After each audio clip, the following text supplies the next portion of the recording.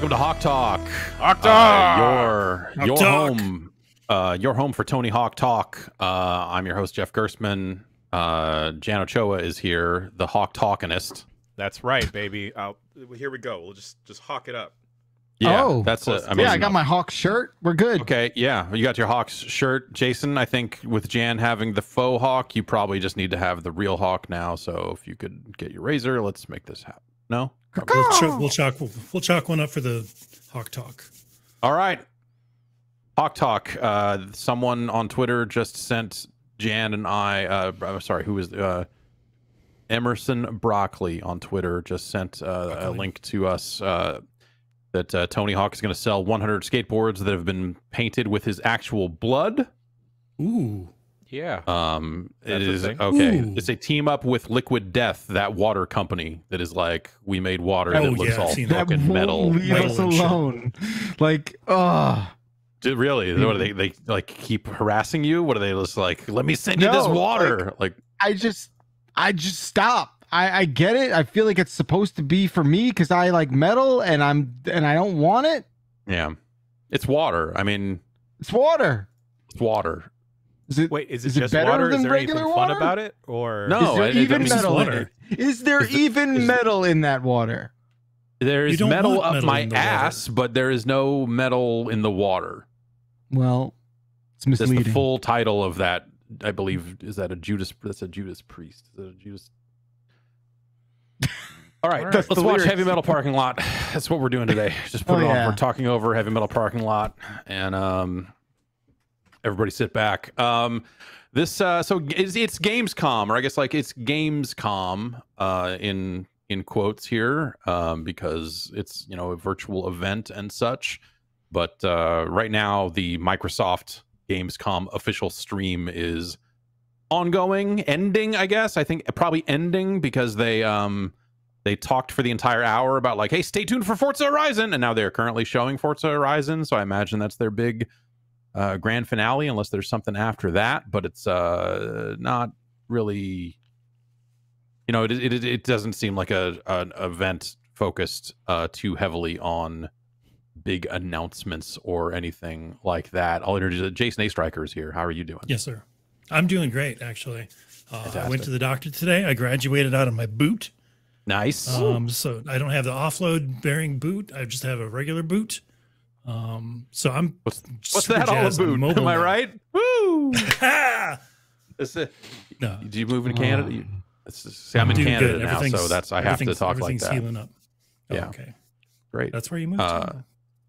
Wow. Yeah, I'm in Saskatoon. But Jeff Bacalar, I just wanted to get closer to hockey. I just wanted to feel hockey in my bones. That's don't we all? That's that's how I had to do it. How, on a scale of excited to not excited, how excited are you about the final? They finally started talking a little bit about this year's NHL video game. But did they? I mean, they said, "Hey, we have a game this year." That's kind of it's not really. Aside from confirming that it is the Frostbite engine and all that I don't know. Austin Matthews has a hell of a mustache in that trailer, and that's really the only thing that stayed with me after watching 45 seconds of like not actual gameplay, but instead the instant replay stuff. I don't know what anyone can truly extract out of something like that, but okay. Hey, I'll give your hockey a shot. Of course I will, because I love it. I love it too much not to try it. What are you gonna not play this year's hockey game? What are you gonna be a hockey fan and then be like, oh, the hockey game's coming out? No thanks. Like that's fair weather fan here. People were legit writing me on Twitter being like, did you see that ice? And I'm just like, they nailed that ice a while ago, my dude. Like. Well, what is the impressive thing? Some people have. Some people, if the Frostbite engine can't do ice well, then something fucked up somewhere. I don't know what it is. Like, I love how NHL 22 has become like this, or just that franchise in general has become this sort of punchline where it's just like, well, they're still doing that, huh? For like 11 people. That's cool. It's like, no, all right, but we deserve a good hockey game. The world deserves a good hockey game. Hockey games the world used to revolve around EA's hockey game. Did it not? Yeah, that was 1993. Oh. That was a very long time ago. You know, but it happened. Because it happened doesn't mean it doesn't. I bought hockey cards. I still have them somewhere. That game was so good. I bought hockey fucking cards. Damn. I mean, so apparently that's part of the reason for them existing. It's the onboarding into the professional league. We did it to Dan Reichert. We can do it to you. I learned how the blue lines worked because of those games. But then I tried to watch real hockey and I couldn't find where the puck was. So when they rolled out the thing that was like, we're going to highlight the puck on screen, I was like, well, maybe now I can watch hockey. And then I tried it and said, maybe I don't want to watch hockey. Do they put like cool trails on the puck? They did, as well? That was a very long time ago. It was also back when hockey was on a 4x3 tube television. My friends, on television. I mean, back when they used to put hockey on television. Now what is it? It's like on Crackle.com, right? I'm willing to bet that YouTube turned it down, and they're like, "Hey, Vimeo didn't have the bandwidth for it, and we're over here on Crackle. You can watch fucking Joe Dirt 2 and NHL hockey. That's what we got." Oh man, Joe Dirt 2. Joe Dirt 2 is horrifically bad. Yeah. You were about to say it was good, John? What were you going to say? I really like Joe Dirt 1 for some reason. Yes, so do I, of course. Yes, it's a good movie. It's a good movie. It was okay. I had to there was like a period of time where like my family couldn't pay for cable, so for some reason I just decided like I got to record a movie on VHS so I could just rewatch it. And that was the only one on. So I grew very attached to Joe Dirt 1. Yeah. That when Joe Dirt 2 got announced, I was like, all right, baby, here we go. This movie's made for this guy. And it's really bad. The sequel, no, it's like the Anchorman 2 problem. I mean, but we lost the thread here. We were talking about how important it is. Look, hockey's on, I think Warner won the contract. So it's going to be on like HBO Max. And they, hilarious. What do you mean? What's so funny? That it's not on fucking television. That it's not an actual goddamn television. It's 2021, dude. What's on television? How many sports are there? Four? 5? There's 4. And it is on television too. It is. It's going to be on TBS and all that stuff too. Oh, TBS. Yeah, so baseball's on TBS. Baseball's on TBS. The Braves are live there. I mean, yeah, dude. Yes. The Braves made their bones on TBS, of course. Yeah. No, it's going to be all over those channels. I mean, it sounds like there's going to be a lot of it on television. I'm excited. There's going to be more hockey available for streaming than ever before, it feels like. So sign me up for that shit. All right, sir. Hockey. It's Pat Falloon. Just call me naming hockey players. I'm just hockey back. Yes. Hockey Aguilar. Yeah. For high sticking. Saying here's just things I know about hockey. What do you like? What's your sport? I like Mario Lemieux. He's cool. What's my sport? What's my sport? What's your sport? God, what is my sport? Can I fall asleep to your sport? I would have said baseball. Maybe like 8-9 years ago, because I was drinking a lot more then. And Jesus. Okay. You've just got a lot of time to kill, man. You're like, so we paid for the baseball package. You wake up at like 9 a.m. The games are already on. You're like, all right, well, the wings place doesn't open until 11:30 for orders. So we've got to kill these 3 hours. And then we're just going to have baseball on in the background while we fucking slug back beers and Four Locos and as many wings and hamburgers and all this other stuff that we can handle. And then baseball will be over. But when the baseball's over, you turn over to the horse racing channel, because late at night, the horse racing channel broadcasts like Japanese and Australian horse racing. Oh, yeah. And by that time, you're pretty fucked up. So you're like, all right, just put this on. I didn't even have to debate you. You self-litigated yourself out of the conversation. It's I don't. But like, what is my sport? I don't know that I have one. I haven't. I don't know that I've ever had one. I've been thinking about this a lot in the wake of that NHL thing. Oh, you have, and how pivotal that era of NHL hockey was for EA, and how amazing that video game was, how it transcended the actual sport because it was so goddamn good, and how video games used to just be that way, where the number of people who were playing them were just like, well, whatever, I'm going to play anything I can get my hands on because that's how it is. And so as a result, I played a ton of football games then too. You know, like Joe Montana Sports Talk Football and all that Hell shit. yeah. Hell yeah. Even though in the basement. Yeah. I mean, I don't like like football is probably my least liked sport. Same. It just sucks. All right, at least we see eye to eye on that. Yeah. You know what? Yeah. American football sucks. That's right. Yeah. I mean, well, okay, so European football can also go fuck itself. But I like that. I like that a lot. I do. That's because it's just hockey, right? I mean, is it because it's so similar? Hockey? Sure. Yeah, it's like warmer hockey. What if your legs were the sticks? I mean, it's not field hockey. That's not a real thing. It is. That's hockey for cowards. It's not my soccer taste, is, but soccer is closer. It's on TBS, I think. I'm more of a milk crate guy these days. Oh, brother. Okay. Oh man, if I was still in like my youthful hood rat days, yeah, I'd be all over that. You'd be in on that. I would cutting floor. Man, I can't even describe how much I want to do this, but because like I'm approaching 30, I'm like I shouldn't do this. Shouldn't do it. I'm gonna say nobody should do it. Yeah, absolutely. But where do you get a fucking milk crate these days? Go behind Walgreens.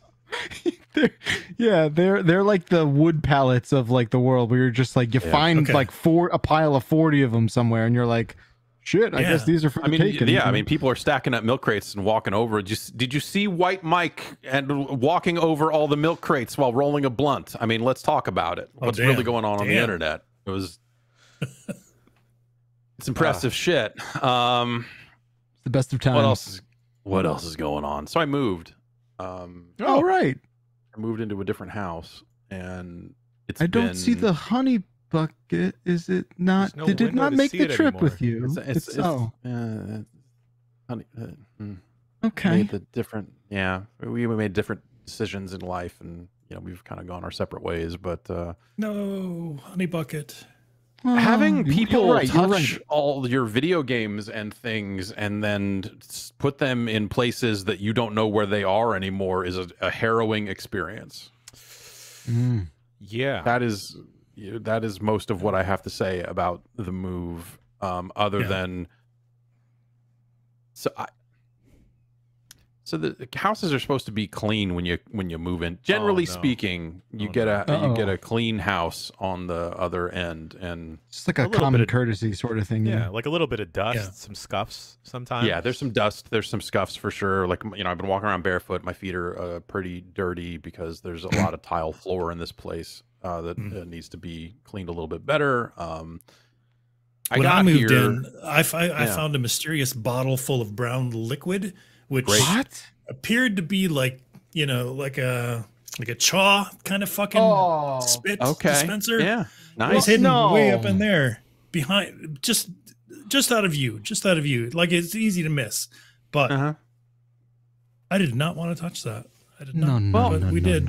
We took care of it. But I found a different kind of brown liquid in my home. Really? This is a brand new toilet in the downstairs bathroom, and the instruction manual for the toilet is there with a couple of Allen wrenches. That's how new all this stuff is. Like there's just like some new stuff got put in, and I don't want to get it. If we were some raw motherfuckers, if we were bad people, this would be the thumbnail for this podcast. Because I took a photo, intending to send it to and then I need to document this in case someone should. That toilet was not clean. Oh God! Like that toilet was clogged. Someone had committed a crime in that toilet and left it there for me to discover. Or you? I don't know. Like my first thought was, this is a malicious act. It was so bad that I was like, someone is trying to kill me, and this is the message this is the first message they're sending. It was so nefarious. It's like finding a horse head in your bed. Basically, right? At first, and this is the colorblindness talking, but at first I wasn't even sure what it was. I wasn't even sure what I was looking at. How do you... Jeff, wait, why would colorblindness... Follow-up question. Was there toilet paper by that toilet? Yes. Okay. All right. Was there any toilet paper in the toilet? In the toilet. Okay. All right. Well, all right. At first glance, and this is again being colorblind, like like I don't trust my reaction to colors, all this other stuff. But at first glance, I was like, "Is that red? Is this a bloody toilet? What am I looking at here?" Oh dear. Oh dear. And so I went to the store and bought a plunger and bleach and restored it to pristine form. And as part of that process, discovered what it was. And it was just a really harrowing way to be welcomed into yes, I'm a larger home. We're going to raise a family here. This is great. Oh my God. Like, I would have rather found a corpse. Well, so let's at least that's a fun mystery. Sure. Well, fun. So do you think it was maybe one of the movers who was just like in a bind getting out of there, or potentially it could have been? How fresh was it? I mean, not fresh. Okay, not fresh. It was not fresh. It was like, can we not use the word fresh to describe anything poop related? Fair enough. It was the whole bowl. What do you want? Was coated.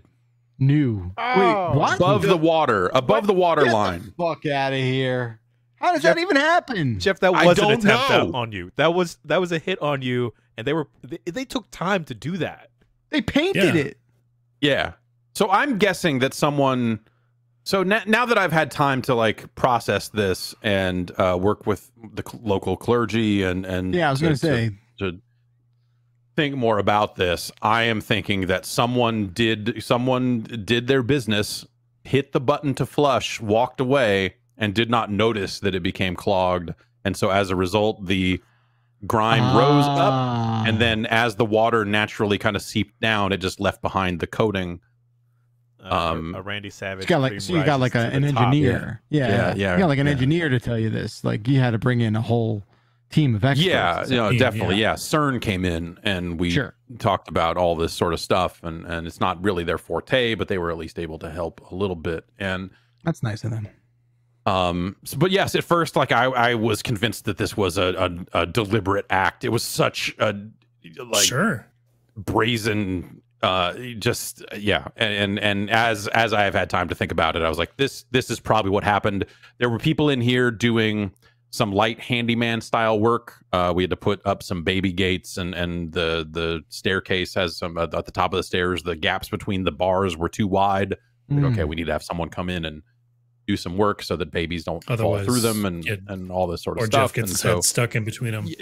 That's always happening. So it was like, was it that person or was it somebody? I suspect that someone just was like, well, gotta go, and then just hit the button and bolted and never turned around to see that they knew. You never leave a toilet without having the audio cues knowing that it all went down or it didn't. And if it didn't, what is this person supposed to do? And I'm not saying they should have left. Yeah. There was nothing in the home that they could have used to solve the problem. That's the point. So they're like, look, there was no plunger there. Yeah. And as handy as this person may have been, some things you just can't fix with your bare hands, unless And you had never met this person face to face, right? Never once. There you go. But so it could have been that person. It could have been there are a couple of people that have been in and out between the previous occupants and us, and supposedly it was cleaned at some point in that window. So there's like a very narrow window. And I've given up on solving the crime because at this point I don't want to know, because we're probably going to have this person come do some additional work, and I just don't want to have that in the back of my head. And I just because that's all that you're going to see when you see them is this the crime cresting the water. He maybe he goes back and he just like checks up on it just to make sure, like, let's just see if this disaster area there, Jeff. Just holding a plunger, like bathroom with a plunger. Come to check on your crime, see if you really got away with it. That's right. Well, I'm here to tell you, I've got a plunger in one hand and a knife in the other. Pick one. This is the thing, though. You never, unless you are sitting on a toilet at the top of a cliff, and the second you hit the flush button, you jump off said cliff, there is plenty of time to have those audio cues to know that it either went down the drain or it's just in that weird limbo. Like, you can even picture the sort of like stasis that happens when a toilet does not flush the way it's supposed to. It's a different kind of deep space, let me tell you. Yeah. Okay. Yeah. So that's really set the tone for the last episode handful of days here. Yeah. Yeah. And for the last several days of my life, is dealing with that and what a and movers shitty way to start episode 700, huh? Yeah. That's bless you, Jan. Bless you. That's had to do it. I'm sitting there. Yeah. So that it's been that, and then like I am missing a computer. Just a whole computer. God damn it. Is it maybe somewhere in the stuff? Probably. Not in the toilet. Yeah. No, it's yeah. So this I'm gonna say it's in your garage. I'm gonna say it's in the garage because everything is currently in the garage. There are a billion boxes in there, unloaded very hastily, and everyone that was unloading the trucks were very nice, but at the same time unloaded very quickly into the garage and just stacked everything on top of everything. So I don't know.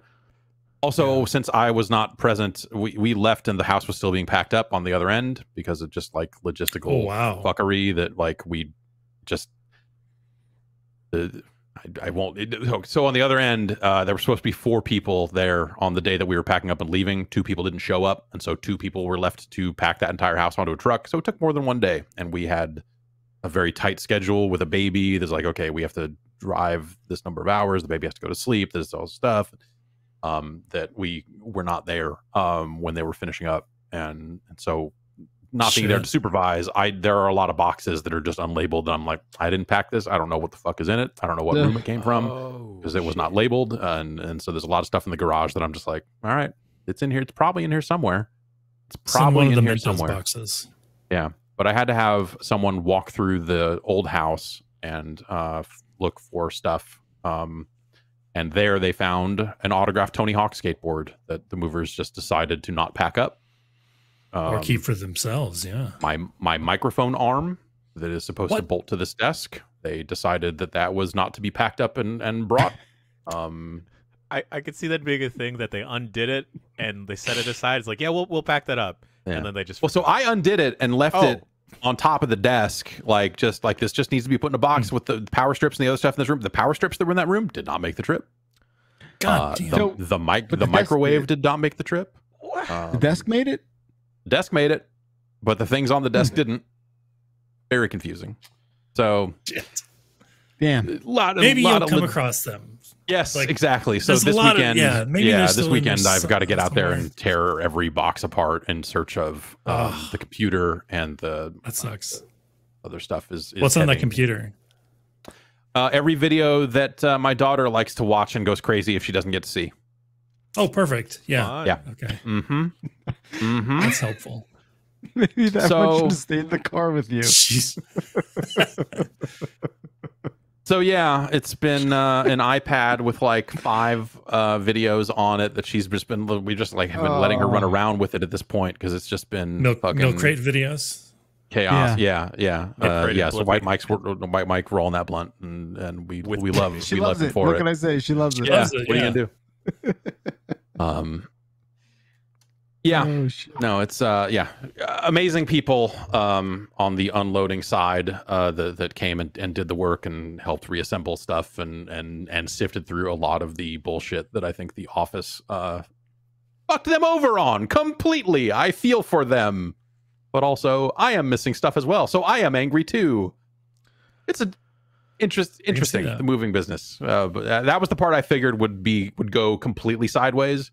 Was the moving part of it is like, oh, everything's gonna be busted on the other end or something fucking crazy is gonna happen. And sure enough, some stuff went crazy. The top grate on my computer, I posted a picture of this on Twitter somewhere, but there's a top grate that covers the intake fans. No idea where that is. The computer works fine, but the top fans are just straight up exposed. So of course my daughter sees that and is just like, sticking her finger in the fans, which is always great. And yes, that's been like the last week of my life. I got everything hooked up over here and played some video games. Really? Which I was pretty excited.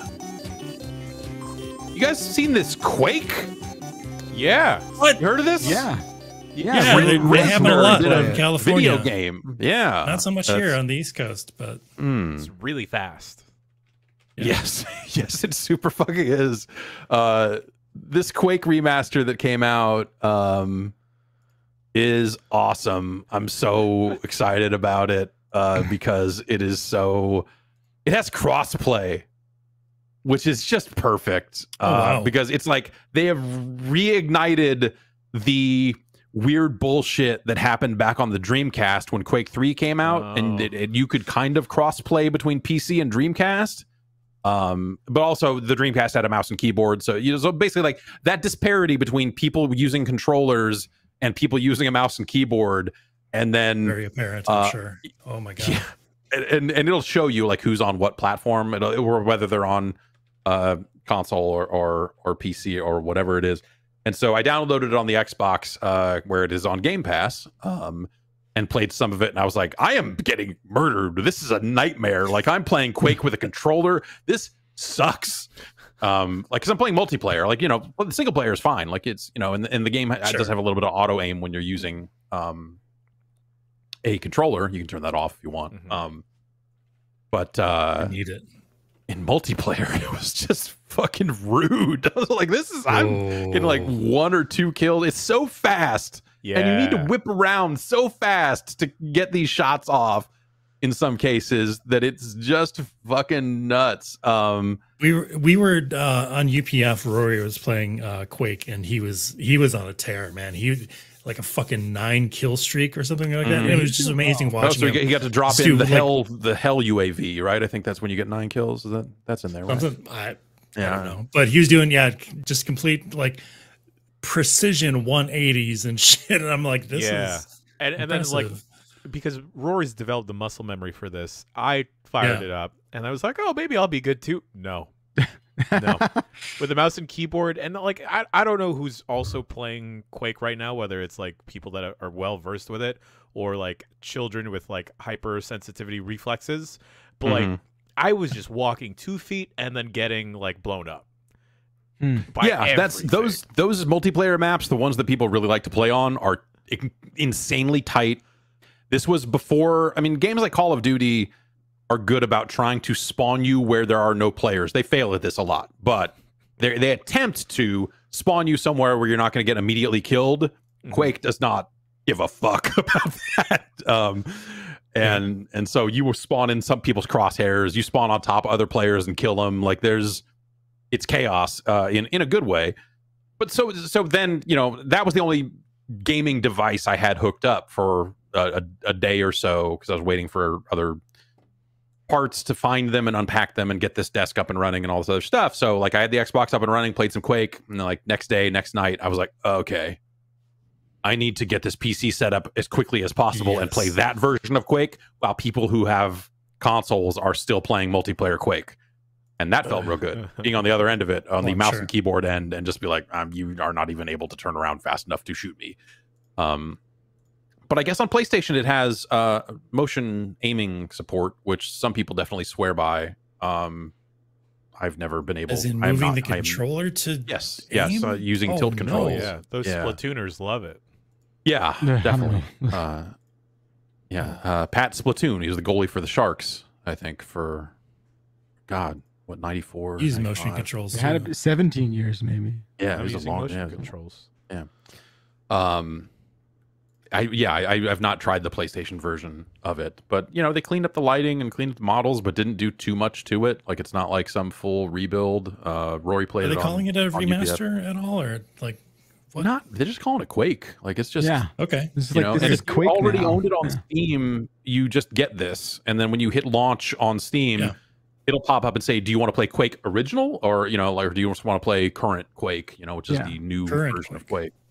Which has achievements in it and stuff like that. And they added there's a new episode from Machine Games. They developed a whole new episode, so it's like a whole new set of Quake 1 levels and That's super cool. And the expansion packs, Scourge of Armagon and whatever the Dissolution of Eternity or whatever the hell the second one's called, those are in there now. So if you didn't own those on Steam already, now you do, and all this other stuff. So it's like a cool package. I want to play more of it, and that game does hold up pretty well, except for some of the boss fights in that single player are really goofy. And there's just goofy moments in it where you look back on it now after, I guess, 25 years, and you're like, this is nonsense. And also, it has some I think the matchmaking or the servers are like player hosted, so I've definitely seen some old school fucking dial-up style Quake moments of like, I am moving, but I am not moving, and I jumped back and warped, and some real netcode type moments that are like actually nostalgic for them. You don't see it that way anymore. Yeah. Aw. Yeah. Was it a big thing that Quake's color palette was like very brown? Was that like different for like the time of shooters? Not. I feel like not Doom really. was like I think that too. was like Doom is kind of like, I think that was before the world had brown fatigue when it comes to color palettes and shooters. Definitely. Everything was rusty as fuck. Like but Quake was one of the Quake first. preceded that. Yeah, Quake started the trend, baby. But no, Quake was, also one of the first games that probably the first game I ever saw that was like 3D accelerated. Like, if you were not playing PC games in that era, you didn't just go buy, generally speaking, you did not just go buy a graphics card and put it in. You had your regular ass 2D graphics card, and then you went and bought your add-on 3D accelerator card and put that in the computer next to it, and then ran some cables between them, whether it was a U-shaped thing on the back or whatever.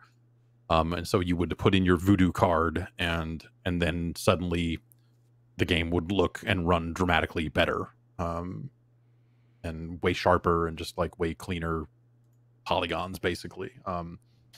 And so that was kind of the thing. That was way more impressive. That would have superseded any thoughts about the color palette or any of that sort of stuff. Was just the mere idea of like, oh my God, look at how sharp this is. The resolution of this is insane. Okay. What's going on? Video games are forever changed.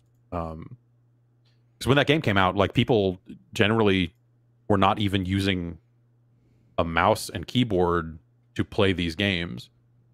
Like, I played Doom with just the keyboard. Actually, I played Doom with a Gravis gamepad. But people generally just use the keyboard. Yeah. And Duke Nukem had buttons for look up, look down. You'd hit like page up and page down to look up and look down, because like a lot of other shooters didn't require you to do that because they weren't tracking that axis. Doom did not, for example. You just looked in the direction and shot the shot, and if there was an enemy on that line, it would just automatically shoot up here. You didn't have to look. And so Quake was this fully 3D world, and then it didn't, by default, didn't even ship with the mouse looking up and down. I think it shipped with the mouse moving you. Oh, that's on your wild. feet, which is nonsense. You had to go like enable mouse look in order to enable mouse look. And so it was like this whole thing of like, no one had figured out that design. No one had figured out what the right language was to convey to players that this was a fully 3D space and how you should control it. So when I first got Quake, I was like, well, I'm going to play this like I played Doom. Yeah. And then you're like, well, now I have to use these buttons to look up and down, and I really have to do it. Duke Nukem was not too much of a problem because it was still, confined to a relatively flat area. But Quake was everywhere. Quake was 3D. It was Quake all over the place. And so, like, yeah, you had to... Eventually, someone would clue you in to be like, hey, you should use the mouse. And you're like, no, that feels terrible. But you had to go through that process and learn it. Why would I do that? Why would I do that? It's the same, like, there's that quote going around from GameSpot's like Alien Resurrection review that says like, the controls are terrible, and then it proceeds to describe how every modern shooter plays on a controller now. It's like, you use the right stick to look around and use the left stick to move. It's just like, what the fuck is this? Like, just incredulous. Like, the Quake being that way with a mouse, I think, for me anyway. A similar moment of just like, this is, I don't understand how I'm supposed to even do this. But of course, like, that's just how all games are played now. And yeah, anyway, that's Quake is good. Quake has always been good. I would love to see them do something for Quake 2, but they already did that free RTX enabled Quake 2 port. NVIDIA did that, and so you can kind of get a lot of the lighting and ray tracing. And there's the open source ports of Quake 1 that have been around forever that have added cool lighting and stuff like that. So like people have done a lot with the Quake engine over the years, but it's neat to see this with matchmaking and like room codes and co-op and all this other stuff, and see this like kind of spruced up around the edges but still faithful version of original Quake. I'm pretty into it. What else is going on? Psychonauts 2. I played just the tiniest smidge of this. Bacalar, how much of this have you gotten into? I'm about 10 now, maybe 9. I really like it.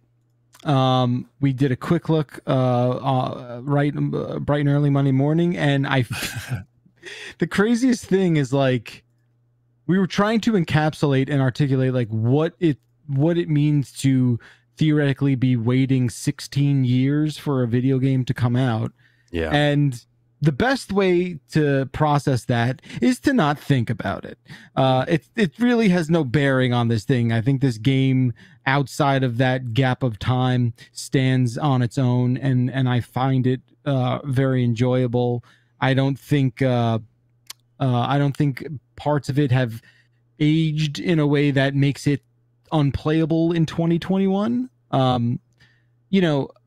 The thing I like the most about it is it's got its own sort of style that it is doing, and it is not really lost a lot of that in this sort of time in between, and I feel like you never know how something like that is going to go, especially with the tumultuous sort of development road that this game seemed to have to drive down. So in that regard, I was sort of like, oh wow, like this, there's no signs of sort of like wear here. Like this game feels good, and I guess maybe I'll be totally honest. I guess I was expecting to be let down a little bit just because of much the time, months, right? So much time. The months leading up to this release is sort of just like is it really going to stick the landing in a way? But I've found my entire playthrough to be, so I'm super into it. I've been playing it alongside my son, who just loves these characters and sees a lot of, stuff to like in that. I guess a part of me was just like, I don't know if this game's gonna be quite for you if you sit shotgun and sort of see the places that it goes, especially with that horror dentist level to start things off. Yeah, right. They give you the little content warning up front that is like, oh, and by the way, the teeth stuff, and then the game just opens with a bunch of really gross teeth stuff. Can you skip it in that case, or no? I don't think you can. Oh, okay. They do. It's weird that they warn you. Yeah, and then they warn you. It's not like you have a choice. Like you can't just like skip it or at least close your eyes and get through it. It's just there right away. And like the more I played it, the more I kind of forgot about the first one a lot. I sort of was just like, okay, I'm in this. The combat is sort of a big focus of the game, and does that stay fun? Because that's kind of like even the hour or so I played, I feel like by the end of it I was like not like the nuts and bolts of the platforming and combat. It seemed kind of plain, and then I saw reviews hit and people were like, it's so inventive and it goes so many different places, and I'm like, oh okay, that's cool. But like, is that from a gameplay perspective, or is it just like this one's in a different guy's head? Well, yeah. I mean, in terms of the variety of the things you do in each person's head, I think there's enough there that keeps me going and sort of like wonders like, oh, what the fuck are they going to do in this mind? Like, what are they going to do here?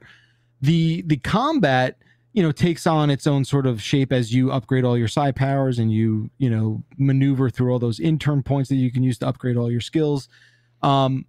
That's the thing, and I guess that's what continued to impress me with it. It was just like, this game is not tripping over itself and leaning it too far in one direction. And, I've just found it to be a really well-rounded sort of experience from, the only thing that I think I could really complain about, and I said this during the quick look, was you do get sort of handcuffed with the amount of psi abilities and only being able to bind 4 of them, and you sort of find yourself being in situations where you're like, I wish this was just a little bit more accessible.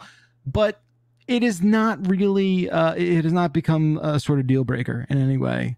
And you know, I really am digging it. There's a couple levels where you just are maybe not pointed, or your hand isn't held enough to kind of give you the right idea of what you're supposed to do. But you talk to enough people, Raz will start to speak out loud, like, oh, maybe I should try this. And you know, for the most part, the vast majority. Why don't you just check out the map then, Bacalar? Yeah, maybe the map thing is shouldn't be called a map. Maybe it should just be called, like, you know, some sort of visual representation of percentages of areas seen. It's not really a directional map. It's sort of just like a jigsaw puzzle. And if there's missing pieces in the jigsaw puzzle, that means you've left some of that area unexplored or unseen. Map, not a strong point of Psychonauts 2, but the game is so sort of abstract and you know, free flowing that you aren't tethered to the idea of a map so much. When you revisit mined areas, you can teleport back and forth in between spots. So you're never, the backtracking doesn't really become a huge pain in the ass, and you're never sort of like, oh God, I got to go through this whole thing again. Yeah, everything feels good, man. I'm very much into it. It's really tough to find a whole lot to complain about. It seems like the look of it really holds up. Like, you know, applying a lot of extra, you know, they've done Psychonauts, they did the VR thing and all that. So they've definitely like worked with higher res versions of some of those characters, but like just the look of it, the animation, like all that other stuff, like it really pops in the way, like, totally. I don't know. It makes sense that you're playing it with your son. It's to me, it has that like almost like, could this have just been a Nickelodeon show kind of vibe or something? You know, like it feels like it would fit right in with some of those. I mean, there's something amazing about, you know, he's old enough where he just gets the general sort of story, and he could read now. So there's a lot of thought bubble, you know, connections where he's like risk, murder, money, and you're just like, oh, okay, you're understanding a lot of this, and the idea of like, you know, possessing an NPC and looking through their cone of vision, and when they see the player just being like, you know, Raz in like a rat costume, this kid's fucking on the floor rolling, you know, laughing his ass off. He's the funniest thing in the world. It's been super fun to have him experience that. Like I said, riding shotgun, and it's great. And I'll say, like, the combat feels good. Like, I hear what you're saying, especially early on. You're like, oh, is this kind of two-dimensional? Maybe. Yeah, I mean, if it really meaningfully expands, that probably addresses my issues with the early stuff, because it definitely was like, all right, I'm going around collecting these extra objects, the collectibles and all that sort of stuff, and then just kind of punching stuff or whatever. Yeah. It looks like the accessibility options are pretty generous too. Like if you want to hand the controller off to the kid to pilot it for a bit. They've got the invincibility and a bunch of other stuff in there that you can tweak, which seems like that seems like a great game for this sort of stuff, like in terms of just like, hey, you know, if you're gonna let a younger person play it that might not be able to handle some of that gameplay nuance, like being able to kind of ease it up for them and for whatever reason, like that's pretty neat. I think they got out and said ahead of time that like you can still get achievements if it's on the story mode or whatever. Yeah, that's the right thing to do. You know, as someone who agreed, you know, spent a good long time caring about achievements, like I think that's a good valid way to handle all that stuff, and locking people out of achievements because they made some of those decisions, like I think is a really kind of gross way to go about it these days. Let's see. You know, you'll have to forgive me because I've been doing a lot. How much have I talked a lot about Axiom Verge 2 here on this show with this program? No. Okay. I didn't think that was just the UPF, right? Yeah. So Axiom Verge 2 came out. Finally, they kind of like dropped it in that Nintendo Direct. They're like, hey, this is out now.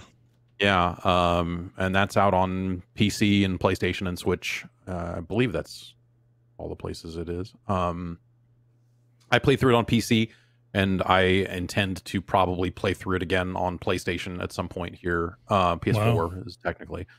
I really like Axiom Verge 2 a lot. It's a different game in a lot of mechanical ways, but has a pretty similar vibe to the first game. But like the first game was very much like you are collecting a billion different fun, weird guns, and then you have radial menus, and you're selecting all these guns and doing all this different stuff with them. And so discovering those different weapons was a big part of it, especially because some of those weapons would help you open up, like, oh, this weapon destroys these bubbles so I can walk through this door, or, like they would have like those type of exploration elements to them as well. Axiom Verge 2 is largely melee focused. And I don't look, I realized this after I finished the game and spent some time thinking about it. But I almost don't even want to say it. If Axiom Verge 1 is a flip on Metroid and a lot of those concepts, then Axiom Verge 2 is kind of a flip on Symphony of the Night and some of those concepts, because it is more melee focused. I mean, and like these are relatively surface level, but it is way more melee focused, and you have a mist form. You used to go through rates and stuff. So it's like the mist form is a pretty specific thing that is like, okay. And, that is like a clever sort of like, puzzle, like creative sort of puzzle for people to enjoy when they figure that out, right? Like, yeah. It's like an Easter egg kind of thing. But it's, it's not necessarily purely, it's not directly analogous. Just like the first game was not like directly just Metroid. This is not directly just one of those Castlevania games either. And it's interesting. It deals with like a 2-world kind of setup of like, you've got your kind of front world, and then you go into the breach, and then those worlds are technically the same map, just different levels.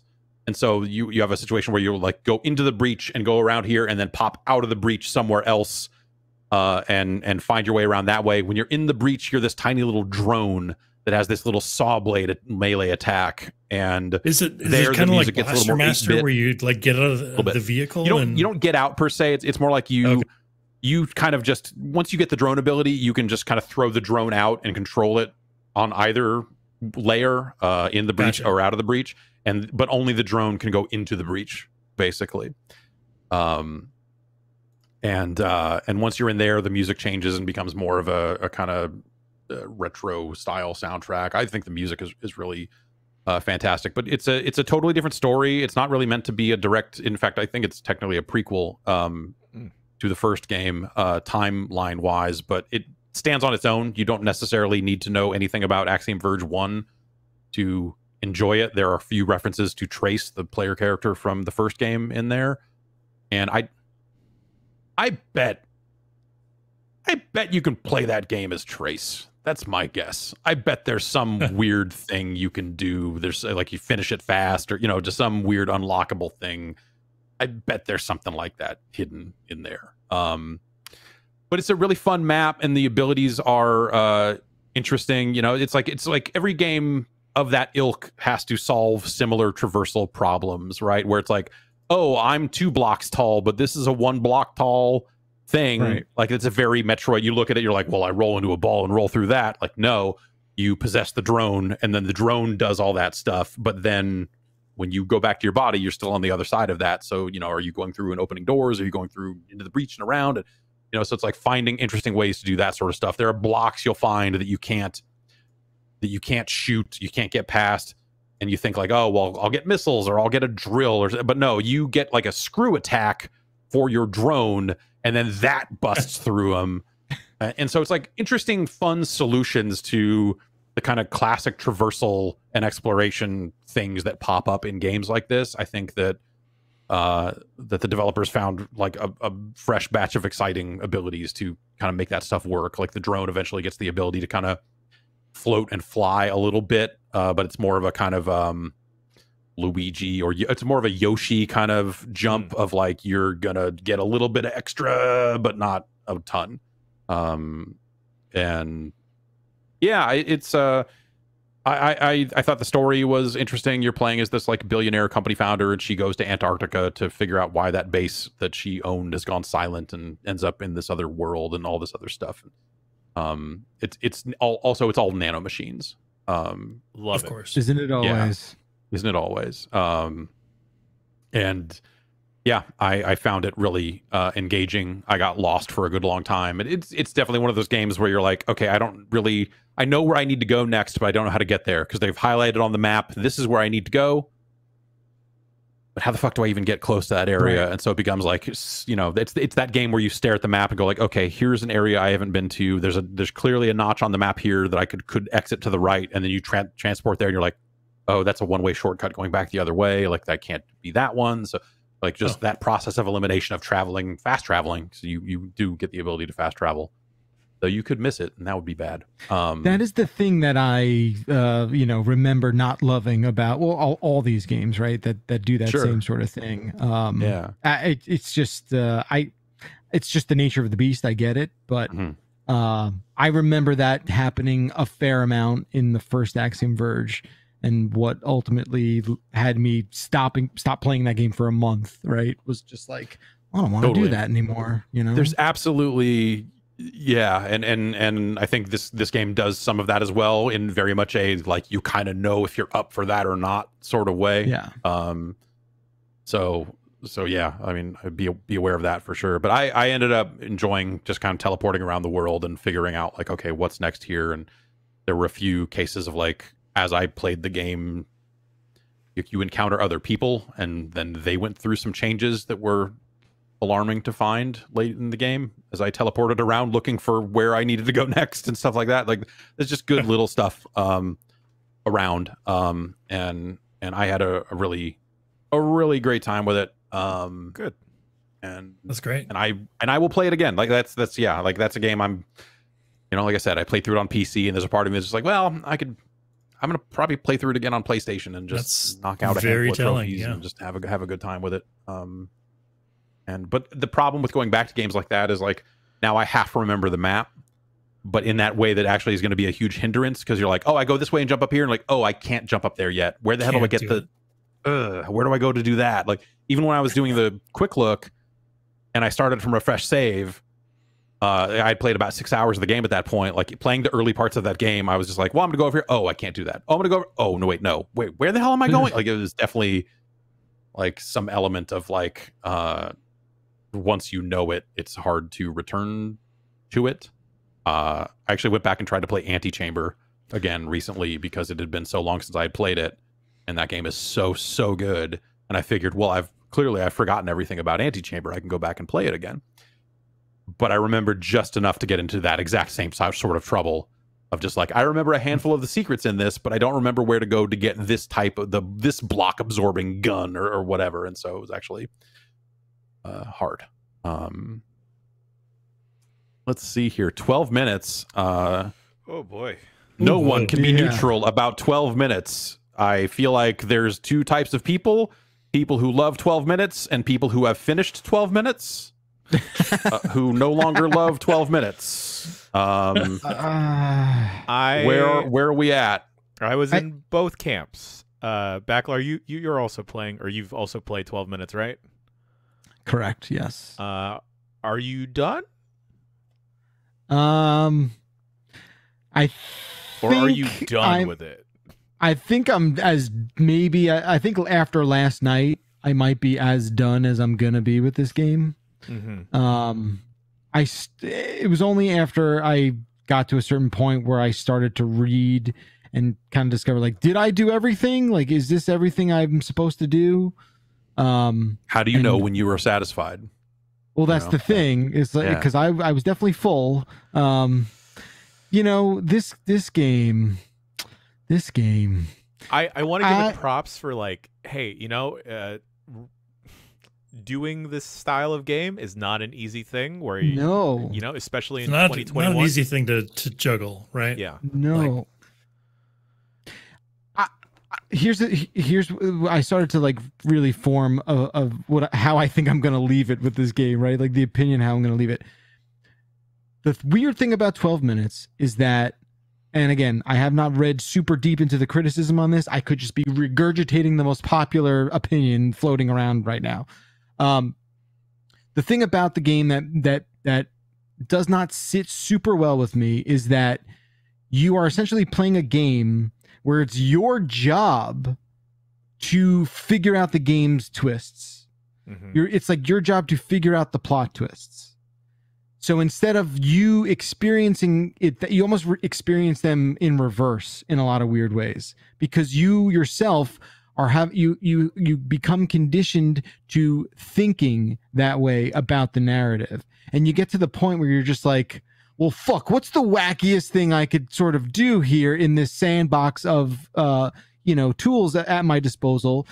Should I handcuff myself to a drain? Should I do something wet? Like, should I try and shoot a cup of water? Like, what are, and as much as I really, the beautiful part of this game, I thought, was that the wild idea of like, you need to go so far into the timeline to do something right again at the beginning, right? Like, I think that is such a really cool effect, and it's realized, right? Like, you experience doing that and you're just like, damn, that is super dope, that like I've unlocked this whole thing. I've been able to make a huge shortcut just by using all the information I learned way deeper into the 12 minutes. All that said and aside, and how much there is to enjoy with those things said, at the end of the day, though, it kind of falls victim to its own general rule set, and that really sort of broke the illusion for me a little bit. I enjoyed this, but I don't recall there being any heavy content warnings, but there is an activity that you have to do repeatedly for at least a good maybe 2-3 runs to kind of progress the story, if you're doing it correctly, or you're doing the right sequence of events. And I would have preferred to maybe have the option to skip past that, which it's a little bit of a bummer. And like, I don't want to get into like the big twist or like the big story reveals, but I think there are other games that handle this mechanic of you having to experience, like a time loop mechanic, having to experience a story in a much smoother way. And of course, I'm going to bring it back to 13 Sentinels Aegis Rim, my game of the year, 2020. Jeez. 2020. Yeah. Oh boy. Where there is, it's a visual novel game, but the benefit there is that they give you checkpoints to like, okay, like I've already completed everything in this route. Yeah, like you can experiment, and I've already completed everything in this route. I'm not gonna like invest all the time to do this sequence of events again because it'll get me nowhere. Or, if you've already completed past a certain section, it'll just like kind of give you a checkpoint or warp you to like, okay, well, I want to get post this event happening. We'll just put you there instead of having you do the whole loop all over again. And maybe that's intentional because you're supposed to feel the stress of this person reliving this time loop over and over again. But from like a player perspective, I hit a massive wall with this game, like before we got to the quick look, where I was just like clicking on every single thing, and it stopped being fun and it stopped being entertaining, where like I don't know what is the next thing that I have to trigger. And when you get to that stumbling block in an adventure game or like a very story heavy game like this, sometimes the player character will have an offhanded line about like, well, this is what you gotta do. Did I check this? Right. And I only got that to trigger once for me. And, I had to go through the whole process of doing some shady stuff that I didn't want to see for like the 5th or 6th time to maybe properly trigger the one thing that would make that happen. And, I want to give the game props because like it's hard to do this and stick the landing. And I don't think they quite stuck the landing here. And And you know, they wound up getting like a whole new voice cast, I believe. Was like in the original. Jeff, you checked out the original. Yeah, I mean, when like we saw it. Yeah, we saw this game what feels like a lifetime ago. Yeah. Very early on, and then it kind of just we didn't hear anything. Yeah, we didn't hear anything about it for the longest time, and then Annapurna got involved, and yes, there's a whole voice cast and all this other big stuff, and like a really. Just, I think it like conceptually is super fascinating. Yeah, but totally. Yeah, and I haven't played the final version myself, but like that's like hearing about it, it's like okay, it makes sense that it would go this way because I think what he tried to do is incredibly difficult to do, and you're gonna probably run into some of this stuff, but at the same time. Yeah, it's that balance between like, you know, how much are you looking to reward, hey, this thing tried to do some really difficult, crazy shit versus like, but also it didn't stick the landing and also like forces you to kind of replay a bunch of that same stuff again, like just to get back up to that decision point where you're like, oh, now is the time. Now I'm going to try this. Oh, that didn't do anything I wanted it to do. And now I need to go play another 8 minutes of like start over and do this part again. And like, that's, yeah, that seems like it could definitely be a drag. And again, whether that's intentional or not, like you know, maybe it should be a drag to be stuck in a time loop. But you know, what your point about 13 Sentinels is good because like that's something that I feel like that style of game, like the Danganronpa games do that, where it's like it's just checking things off. Like, hey, you've seen all there is to see here. Like this dialogue route is like skip to new dialogue. Like basically the button marked skip to new dialogue. Like maybe something like that would for what it's worth, if you work, do like if you go down a route where you may have exhausted the options, it will gray it out. But sometimes in my experience, like I still had to trigger that specific text option to get to the next thing, which was a little frustrating. Oh man. And then like I don't know, it's so finicky with its rules and what it goes by because like there was one sequence where like I figured out the one thing I needed, so I took it immediately to when we get to the big event that I could pull that out of my inventory and reveal it, only for that one specific item needed to be in the one place so that event could happen rather than me pulling it out saying like, hey, look at this, and then I don't know, just like I don't know if I wanted a fast forward, like a checkpoint system, but just having the options to like make some type of progress other than like story progress. Right. What if you could jog a shuttle? What if you could straight up if I could, it's cool because like when you hover over your inventory or you right click, like a timer will pop up, or if you're in dialogue or in your inventory, like there's like a kind of like a screen tearing effect where you just pause. So like if I had the option to just like jog forward and skip some stuff, or just like, hey, like I'm just gonna wait now, then I don't know if overall I would have had a better experience. Like, hey, let me reload my last time loop, fast forward to this point, and do one different thing, and then play from there. Yeah. But what you're describing actually, I mean, again, on its face, sounds kind of fucking perfect. Like, make that right analog stick just like a timeline scrubber, where you're just like, you could kind of rewind and do your thing, and that would be cool. Yeah. Maybe that doesn't get unlocked right away. Maybe that's a thing that you get to a certain plot point that you're like, that you have to earn. I think like I played this over the course of like 4 nights, and I did it, you know, I was doing it with my, I was playing it with my wife, and I was like, and she at one point was just like, what the fuck do we have to do right now? Like, she was getting upset, and I was like, is this the game that actually breaks us up? Like, what's going to happen here? Because it wasn't It Takes Two. I thought that was going to do it. It wasn't Snipper now, Clips. It wasn't Snipper. Now, motherfucking 12 minutes. I think everyone playing this game hits a point where they're just sort of like, okay, I'm ready to do the thing, make this an easier experience for me. Yeah. It's interesting because like it's it's a narrative heavy game, and like you're supposed to explore, But then I don't know, like it's the stumbling block of like that some games of the same ilk run into, that like, well, I just don't know what to do next. Like, I don't know how to move forward, and to even get back to this point, I'd have to redo the whole dang thing. Yeah. And like I've seen people suggest like, hey, if this wasn't up your alley or you wound up not liking it, to check out Forgotten City, which I guess is another game that explores time loops.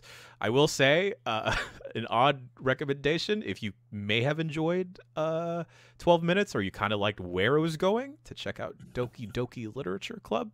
Oh, really? Okay. But be aware, it's a visual novel. It's also a visual novel game. And there's a lot of funky business in it that I think have been updated with the appropriate content warnings, because that game goes places. Sure. Yeah.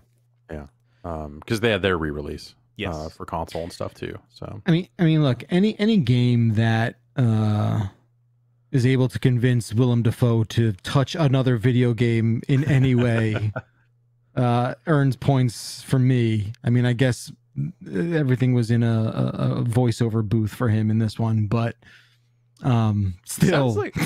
that's an accomplishment for sure. He sounds like a little Christopher Lloyd adjacent in certain bits, and I was just thinking of like a very mad Doc Brown just yelling at me. Oh, that works. Have you conflated those two before? No. Okay, interesting. Right. Getting the Doc Brown vibe. The true mysteries of 12 Minutes. Yeah, his true form. But it is on Game Pass, so cool. If you have Thankfully. That, you know, you can dive in for 12 minutes and check out if you like it.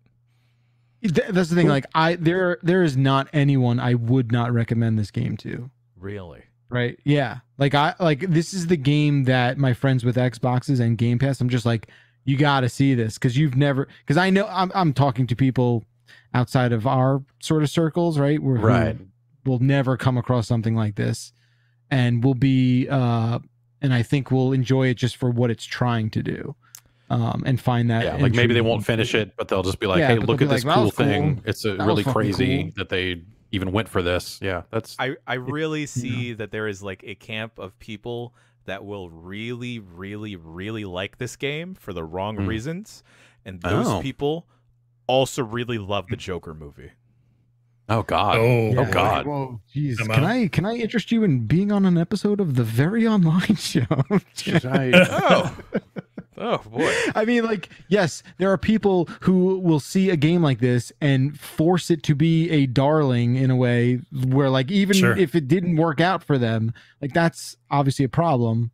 It's okay to like want to like a thing, and if it disappoints you, you have to be able to say, you know, I need to admit that maybe this didn't stick the landing. Yeah. It's interesting. Yeah. I enjoyed the majority of my time with it, save for maybe a couple of moments at a few of my endings. So it's a killer concept. Totally. That like even knowing, you know, having heard all this about it, like there's still part of me that's gonna like, hey, I'm gonna, right up until you said the bit about the Joker, that my reaction was like, well, I should uninstall this right now.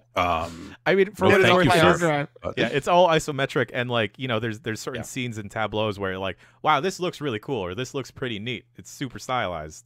But man, you wind up seeing that same thing like so often that it's totally I mean, that's the nature of that concept, right? That lives and dies by that. There was also a part of me that I love, like, everything except the player models to me looked really good. And there was something a little jarring about that. And maybe, you know, that's being overly picky at a game that's obviously not focused on that, and it's focused on the narrative and the idea of you sort of having these puzzle pieces and lining them up, and the whole idea of a time loop. But there was something a little not, you know, great, I thought, with all what the character models kind of looked like and the way they animated, and it was just a little bizarre to me overall. There were some Susio people commenting about the wife's jeans. That's all. Some who people? Susio people out there. What is that? Well, people that need to calm down and take some time away from the internet, you know? Okay. A little too online. Bring these YouTube boobs back. Me. What are we doing? I'm talking about you can go too far people. into the void. Oh, horny. Oh, got it. Yeah. I never heard Susio, but now I got to add that to the pile of things I don't understand. Susio. Sorry. Let Tam explain it for you. Yeah. He'd be happy to. Yeah. Okay. I'm sure. Fair. What else is going on? Aliens Fireteam Elite came out yesterday. That came out last night. A new Aliens game. I played through the first. Cold Iron did this. Focus Home Interactive is publishing. Yeah. And Focus was involved. I played through the first campaign, which is 3 levels. It's got 3 or 4 different campaigns. So this is okay. Let's strip it down. Like it's got its alien stuff, all that, but at its core, this is a 3-player co-op shooter where you are playing through these handful of levels over and over again to unlock, to level up and unlock additional attachments and gear and stuff like that. And so you are leveling up to you're leveling up your weapons, you're leveling up your character, you're putting perks on a perk grid. It's got 4 different character classes that can equip different weapons and perks and stuff like that. So it's kind of designed in I would say it is one of those Left 4 Dead type of games, in that it is a survival game, but also in terms of the level structure and stuff. So I'm not a big Aliens guy. Okay. I'm not a, like I respect the Aliens franchise from a distance, and I just kind of like, yeah, it's cool. Whatever. They drip acid when you shoot them. But like, and tell me if I'm wrong, because I have, because I have not really spent a ton of time with like the franchise, but like, to me, the vibe of Alien and the thing you want is like, this is terrifying.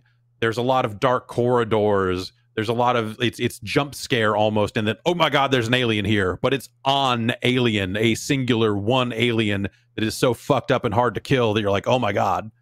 And not necessarily there are a zillion aliens everywhere all the time, right? Yeah, right? Yeah, Am I right? Yeah. No, I think you're right. Big bad.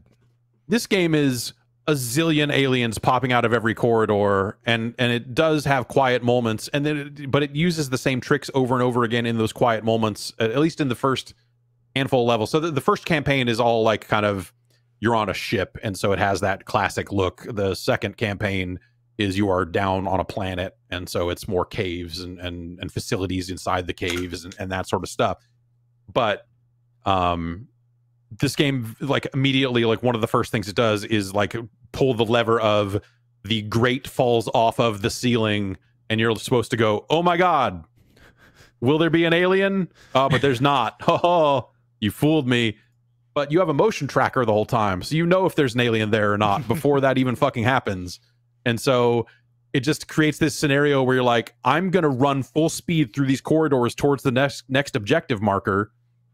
And when I see things start to light up on the motion tracker, I know I need to stop and shoot. And then you just pop these aliens. Like they start the gunner class, where they start most classes with like an assault rifle and a shotgun, or I think the heavy gunner has different stuff. But like the default class is like rifle and shotgun. And that shotgun works at an insane range for the default aliens, where you're just like, oh, they're running on a pipe and they're 20 meters away. Fuck you. Pop. And you're just like, one shot, one kill these aliens from damn near any range. And so it's just this, it's a horde. It's a, and the thing you unlock for beating all the campaigns is literally a horde mode. And so it creates this scenario where you're kind of moving through corridors, and occasionally aliens will sneak up behind you. But again, you see all that because you have a motion tracker. And so you turn around and shoot the 3 aliens, then you keep moving. And then occasionally you get to a set point in a very Left 4 Dead fashion that's like, man, you're going to have to call the elevator. I bet that'll make a lot of noise. Oh, shit. And so right there's 4 directions where aliens could come from. And there are crates there where you're like, oh, what's in these crates? Oh, a sentry gun, some landmines. Okay, let's set these landmines out at these 4 potential entry points. And then we'll call the elevator and then shoot for a minute and a half. and then we'll get on the elevator and go to the next area. And like that seems like the trick. Like eventually you'll fight different types of enemies. Like the game does imply that you'll fight like kind of synthetic humans and all that sort of stuff. But I just found the aliens to be super fucking dull. Like you're just mowing them down, and occasionally you get like it's not a named alien, but it's like, here's one that's, you know, it's a spitter, so it's going to maintain distance and spit acid at you. Here's one that is a warrior, so it's going to run up all awkward like and stand up taller than you and pick you up by your throat. And then the other players are going to shoot the alien so that it drops the player, or you get like a button prompt to try to break out of some of those pinned moments. And it's just go ahead. So like when you're shooting like the grunt aliens or like the basic ones, is there like acid blood? Yeah, is that harmful the acid at all? blood. Yes, the acid blood only lasts for like maybe like 2 seconds, Okay. And then dissipates. So if you do like charge forward right after killing one, you will take a little bit of damage. Okay. I think my character had 1,500 points of health, and so you're taking maybe like 20 points of damage walking through that stuff, as long as you're standing still. And so it's not a huge problem, but yes, that damage adds up for sure. I feel like that would stall like the pace of like running through these levels. You having to occasionally pause. But it is an occasional pause, and I feel like half the time it's an occasional pause with nothing for you to do. You're not running away. You're not shooting other aliens. It's just like, okay, stop here and wait for this to go. Okay, now we can run forward. And so it feels like a game of corridors and choke points. Even the cave area that I only got into the first level of that. That just feels like a slightly wider open area. So like, you know, when the aliens are crawling on the ceiling, they're much higher above you than they are in the ship. But that's like, that feels like the trick of like, you see the motion tracker. Oh, they're coming on the right. Turn to the right. I don't see them. Look up. Oh, there they are crawling on a pipe. Pop, pop, pop, pop, pop. All right. The default aliens go down so quickly, and there are higher difficulty levels, and like you are equipping gear with ratings, and so you get your combat number and all that sort of stuff. And there are cards you can equip that will increase the difficulty for greater rewards. So like, oh, if I play with no HUD, then I'll get, or I play in my guns occasionally jam, then I'll get 1.75 times the experience at the end of the level, or you know, but I felt like what I was getting out of those missions as I was leveling up was not necessarily all that engaging. It's like, here's a muzzle attachment for the gun that does like, you know, 10% range increase or 5% weak point damage on an alien, stuff like that. But like the game wasn't difficult to begin with, so like that sort of stuff, you know, I used some of the challenge cards, and it's, again, also it is meant to be a 3-player co-op game, and I'm playing it before it is out. It will put in AI people with you that are not great at shooting, which you would think would make the game harder, but again, it just didn't. You know, it's not. Yeah, I don't know. I was not satisfied with the default level of difficulty, so maybe you got to pump it up to have a good time, especially if you're 3 human players. I did play a couple of missions with human players last night after the game came out, and that was even more breakneck. Like the game had just come out, and it was already players just fucking hauling ass from point A to point B in the way that, like, if you go back and play Destiny Strikes now, that have been around for years, and the players know exactly where they need to go, they're just fucking hauling ass the whole time, and like bypassing enemies, just like whatever. That's not the choke point. We don't need to kill those guys to progress to the next area. Stop here, kill these enemies, then that opens that gate, then we move forward. It's just that feeling of everyone has this thing clocked, and they're just trying to get through it as quickly as possible so they can level up and move on to the next thing. And it was not. It just didn't feel suspenseful or scary or what I perceive to be alien-like, I guess, aliens-like, and so it just felt like another, you know, these might as well be zombies. We might as well be shouting pills here, like that sort of, just like they tried to make one of those, and it seems okay. I don't necessarily dislike the gunplay, but it just felt very flat to me. So. All right. So that's out now. Fun. Yeah. Well, I mean, you know, it's not it's not garbage or anything like that, but you know, it's not. You know. Would you rather play Fortnite as a xenomorph or this? It's a good question. It's a good question. I would probably rather play this. Okay. What if I told you you could run into an Ariana Grande in Fortnite? Alien like versus a giant one. The Ultimate Predator. Alien versus Ariana Grande. No matter who wins, we lose. Mm-hmm. I get it. No, Pick your poison. Does sound fun. Could I be Ryu? Yes. All right, I'm in. Ooh, with a gun. there we go. Okay, yeah. Ryu doesn't need a gun. Ryu is the gun. Shit. Yeah, his fists are the bullets. His fists are the weapons. That's right. They're registered. Just like in Con Air. Can we get a shot-for-shot recreation of the film Con Air, but with Ryu in the Nicolas Cage role? Someone has already done it, I assure you. Like, why is Fortnite not doing the important metaverse work that we so richly need? When can I play as Cyrus the Virus in Fortnite? Exactly. Why the fuck aren't we doing this now, Epic? I bet you the Noid is on some list somewhere to add to Fortnite. Like there's some whiteboard, like no one's been in that office for a year and a half, but on their way out of the office last year, there was just some whiteboard that says like the Noid ? And yeah. Oh man. He's back. He's back. These are truly dark times we're living in. But at least the games are often good. Ghost of Tsushima Director's Cut is out. That's the PS5 version of Ghost of Tsushima with a new area. I got everything set up in here, and I'm like, I need to see this fucking PlayStation 5 version of this game. And I want to see this new area. Got it all installed, transferred my save over, unlocked all the trophies all over again, did all that stuff, and then got in there and was so blown away by how goddamn good that game looks that I never even went to the new area. I just ran around the existing area and was like, this is amazing. This game still looks great. Yeah. They did a lot of Rumble work. Yeah, they did. Oh, yeah. Yeah, they added the PS5. resistance and the trigger for like arrows and shit. But I mean, even the Sucker Punch logo at the top of the game has weird traveling rumble throughout the controller. Like they really, it feels like, you know, it's already a really damn good looking game on PlayStation 4. So moving it over to PS5, it does look better. But I understand why you would feel the need to go super overboard on like, what else can we do? Like, who's the Rumbleologist? Is there someone just at Sony that just goes out to studios when they need to do this work of like bringing their games to PS5?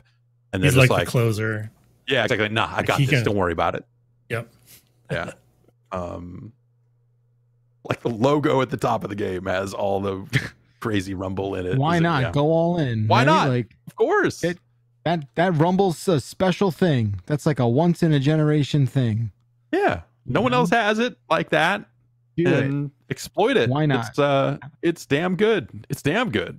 And someone's still gonna do it even better. Like there's something that's gonna come out that we're gonna be like, remember when we thought all the Rumble tricks were used? Remember?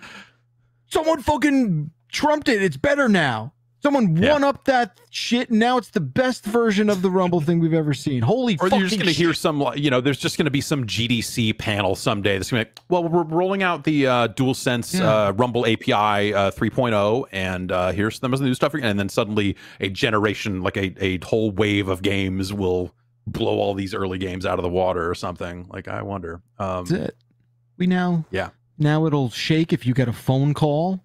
And it'll respond to any sort of local Bluetooth messaging. If your hard drive, if the hard drive you installed is improperly cooled and starts to heat up beyond a certain temperature, it will rumble in this specific way. And that's it.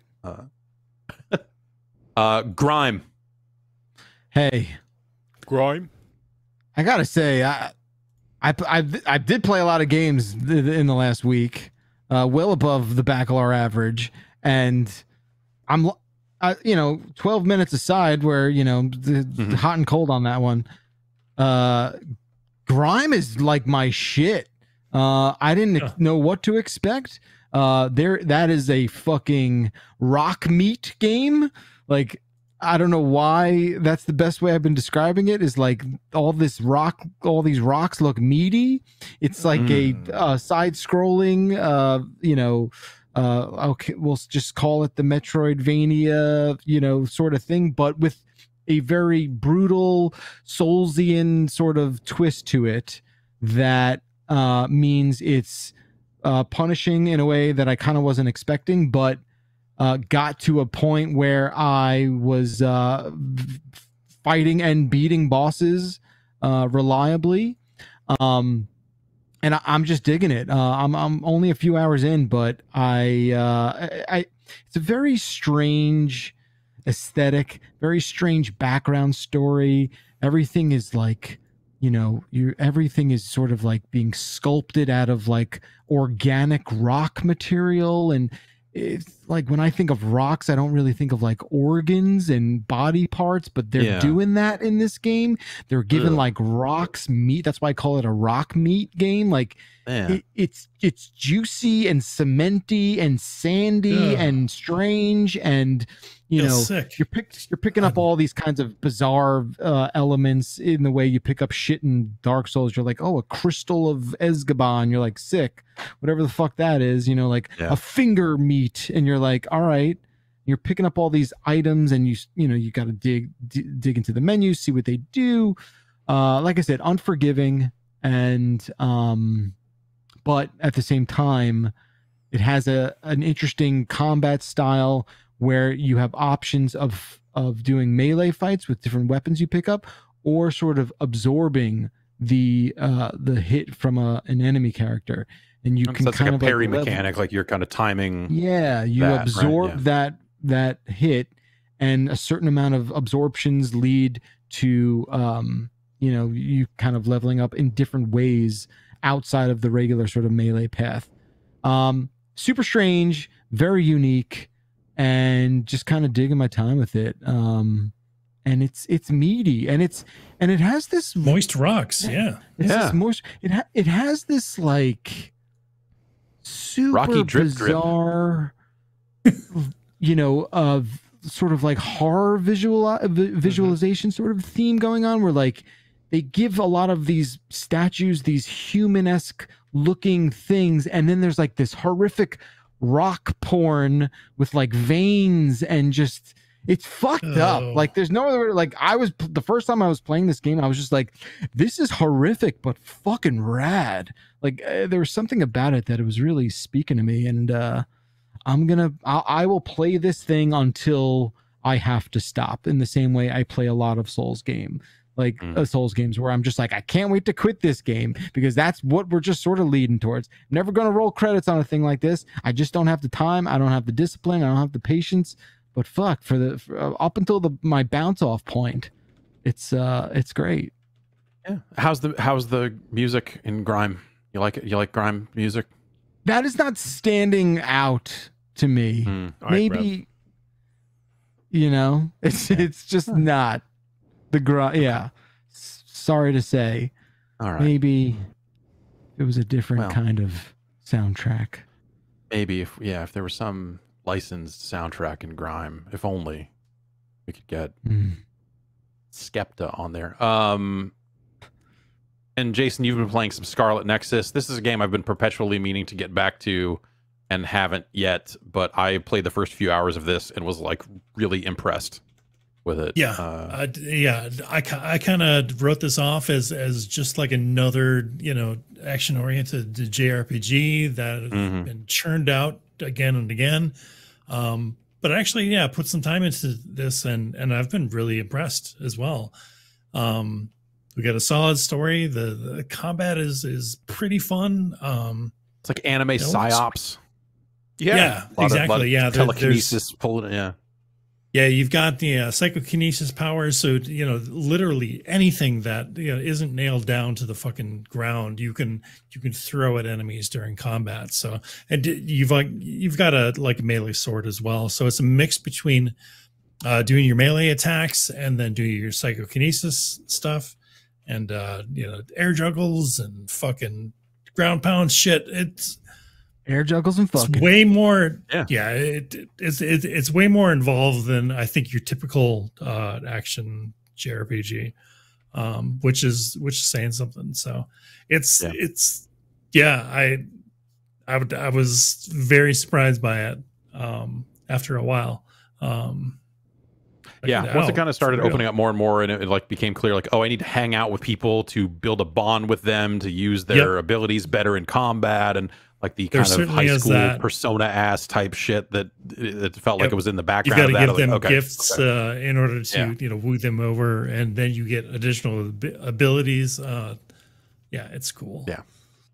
Yeah, pretty neat. There's I believe a demo on Steam now for that they didn't have before, so that might be something that people could give that a look. And before we head out to break, I played a little bit of Tetris Beat. That's out on Apple Arcade, and I was like, hey, another kind of music-oriented Tetris game. That sounds like something I should take a look at, because Tetris Effect Connected just came out on more platforms. That's on Steam, and that's on, I believe that's out everywhere. It was just on Xbox for a little while. I don't think Tetris plays well with a touchscreen. I never did, and the way they are integrating the music here doesn't seem great either. I was pretty put off by it out of the gate, but well, maybe next time. Why don't we take a break? We'll come back and we'll get into the news. A lot of hot news. A lot of hot games. Ouch. Ooh, burns.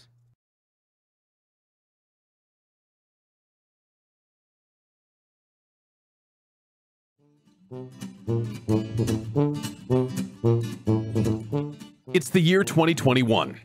Isn't it time for you to maybe care about, mental health? That's a thing, right? A lot of people are struggling right now. Maybe you're not feeling like your normal self. So what can you do? Well, hey, therapy helps. It doesn't have to be just sitting around talking about your feelings, So therapy can kind of be whatever you want it to be. You can just privately talk to someone if you feel like you're not dealing well with stress or you're having relationship issues, all that sort of stuff. Whatever you need, it's time to stop being ashamed of normal human struggles and start feeling better, because you deserve to be happy. And now, you don't have to worry about finding an in-person therapist near you to help. BetterHelp is customized online therapy that offers video, phone, and even live chat sessions with your therapist, so you don't have to see anyone on camera if you don't want to. It can be more affordable than in-person therapy, and you can start communicating with your therapist in under 48 hours. That's like 2 days. You can join the millions of people who are seeing what therapy is really about and see if it's for you, because you are your greatest asset. This podcast is sponsored by BetterHelp, and you can get 10% off your first month of BetterHelp at betterhelp.com/bombcast. That's betterhelp.com/bombcast.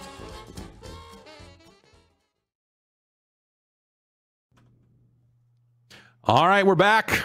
Let's get into the news.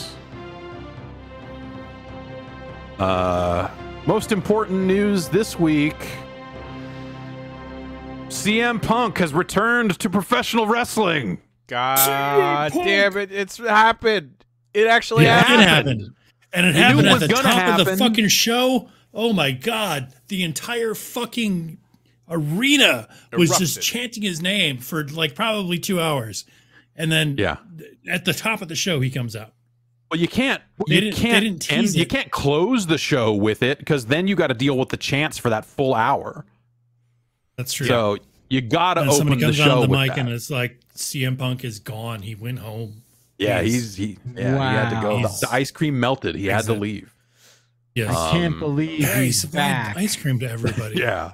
Who is he? So CM Punk is all right. Let's see.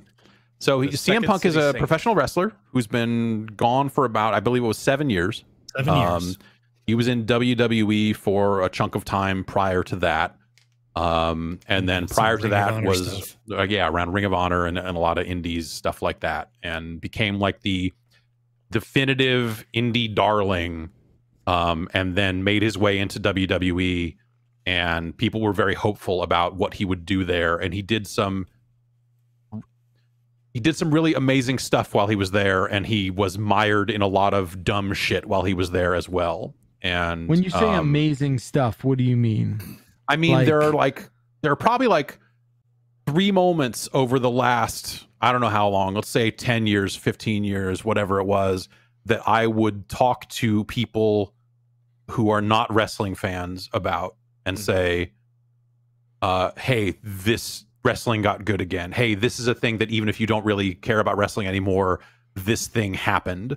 Yeah. And though, like, the 2 things prior to that were the debut of the Nexus, when they showed up and tore the ring apart, and fucking Daniel Bryan choked a fucking ring announcer, and I think they beat the shit out of John Cena, right? Is that what it was? Yeah. So there was that. It was like, whoa, this is an insane moment. You need to see it. And the second was the CM Punk pipe bomb promo, where he basically sat down on the ramp and quote unquote got real, for as much as wrestling gets real, right? But but it was this moment of, and the moments around that where CM Punk's contract was up, or was it? And basically the idea that he took the belt and left, like he won the championship and then disappeared and was posting pictures on social media of him with the belt in his fridge and dumb shit like this. And it was this, it felt bigger than wrestling. It felt like this larger, real moment that was happening that blurred the lines so effectively that you needed to, it really stood out from, especially from a lot of the other stuff that company was doing at the time. This character was relatable because he was standing up against this like huge wrestling machine that was the WWE, that fans secretly and, you know, inadvertently fucking hated at times, you know? And yeah, he stood out and stood for them in some way. Weird, for as much as like he was also a part of that company and a part of their storylines, like, you know, it wasn't like he was walking out there and doing his own thing every night, you know? It's, not every night, but and they did a good job with him up to a point of making him feel like he was something special and different, right up until you get to the point where that company likes to have its stars groomed a certain way. And John Cena is obviously huge, and I like John Cena. I think he got a lot of bullshit back then that I don't think he deserved. But basically, it got to a point where he left the company, and there were lawsuits in the wake of that over an injury that was. He talked about an injury on a podcast, and then they got sued, and that went through this whole thing of basically him saying like that the WWE doctor misdiagnosed him and all this other stuff, and so. It went through this whole rigmarole. He came back to WWE when they had a show on Fox. It was like an out of the ring show of like him being a commentator or like an analyst, basically. Like, you know, they would talk about it. And he showed up a few times there, but it was dumb. And you basically, you know, the story was he had kind of lost his passion for wrestling, but people chanted his name in every city, especially when they deemed a match to be boring, which I think is super shitty of the fans. Yeah. And like, you know, there was a lot of good matches that took place while that dude's name was being chanted at a point where you're just like, this sucks. Like, if the dude doesn't want to wrestle, then he shouldn't fucking wrestle, and people need to just fucking move on. Yeah. But he came back on Friday night and joined AEW, which is this fledgling, maybe isn't even the word anymore. Like, up and coming, they're here. You know, they're Is AEW akin to like ECW? More like a WCW. You know my wrestling brain, right? My wrestling brain. It's akin to ECW in that it has that spirit. So AEW is a sort of program that I think its supporters. All right, there's a lot of people watching stuff illegally, right? There's a lot of, you know, like, hey, I'm going to watch the West Coast feed of this show is delayed 3 hours, so I'm going to watch it over here. On this live stream, this bootleg live stream. AEW is the type of show where I think there's an element of like, I want to watch this show legitimately so that I can stand up and be counted as like moving the needle on this, of like showing people that this alternative brand, that this new brand is what I want. Yeah. As opposed to what WWE has been doing, because there's a spirit of ECW there. Yeah, then, yes. So I think that there's a kinship there where like I think the fans of it feel an ownership of it, and feel possessive and protective of it in a way that sometimes goes super overboard, and you can find people like defending or trashing one company over the other online. The fanboyness of that is of a Microsoft and Sony nature at some point. What it feels like is that also AEW kind of actually respects their audience in a way that stuff is actually being organically built up. And like, you know, you have your fair share of wrestlers that are being crammed down your throats or whatever, but even that is done thematically. While it's really hard to watch some WWE programming because there's like little to no payoff sometimes, and sometimes the payoff or something that's gaining momentum, corporate oversight is just like, no, we don't want that because we didn't come up with it. And you know, because like with like the Dark Order in AEW, for instance, I wasn't too sold on them initially because I was like, what is this cult gimmick? What's going on here? And then like I loved it right until those punches started getting thrown, and you're just like, oh, they just killed it. But like they totally didn't. It's one of my favorite things they've got going. And they wound up pivoting it to like, okay, this cult group is no longer just a cult group. They're like a group of buddies. Support group. Yeah, they're a support group for each other. And then they teamed up with a cowboy, and like I wasn't sold on the cowboy at first. Oh, I was sold on the cowboy from day one. God damn it! I gotta watch this shit now. But then like it's one of those things of like, I don't remember the last time I have yelled at my TV watching wrestling for like a storyline reason that I was actually upset about, and not just something where it's like, oh well, the face of the company won because the face of the company won. It wasn't because of bad booking. It was because I was legitimately upset of like, why didn't he win type of thing. Yeah. Versus like, well, of course that person won. Or like if someone loses in AEW, it means more because they track the wins and losses, where in like WWE, that's cool. This past weekend, the top they'll person, show like who's the number one contender, to the title. You got stats? Yeah, it actually matters. They have stats. They work it, right? I mean, it matters when it matters. It doesn't when it doesn't. Like if they have a new guy debuting, they want to put in a match. Like they'll find a way to make it work, even without the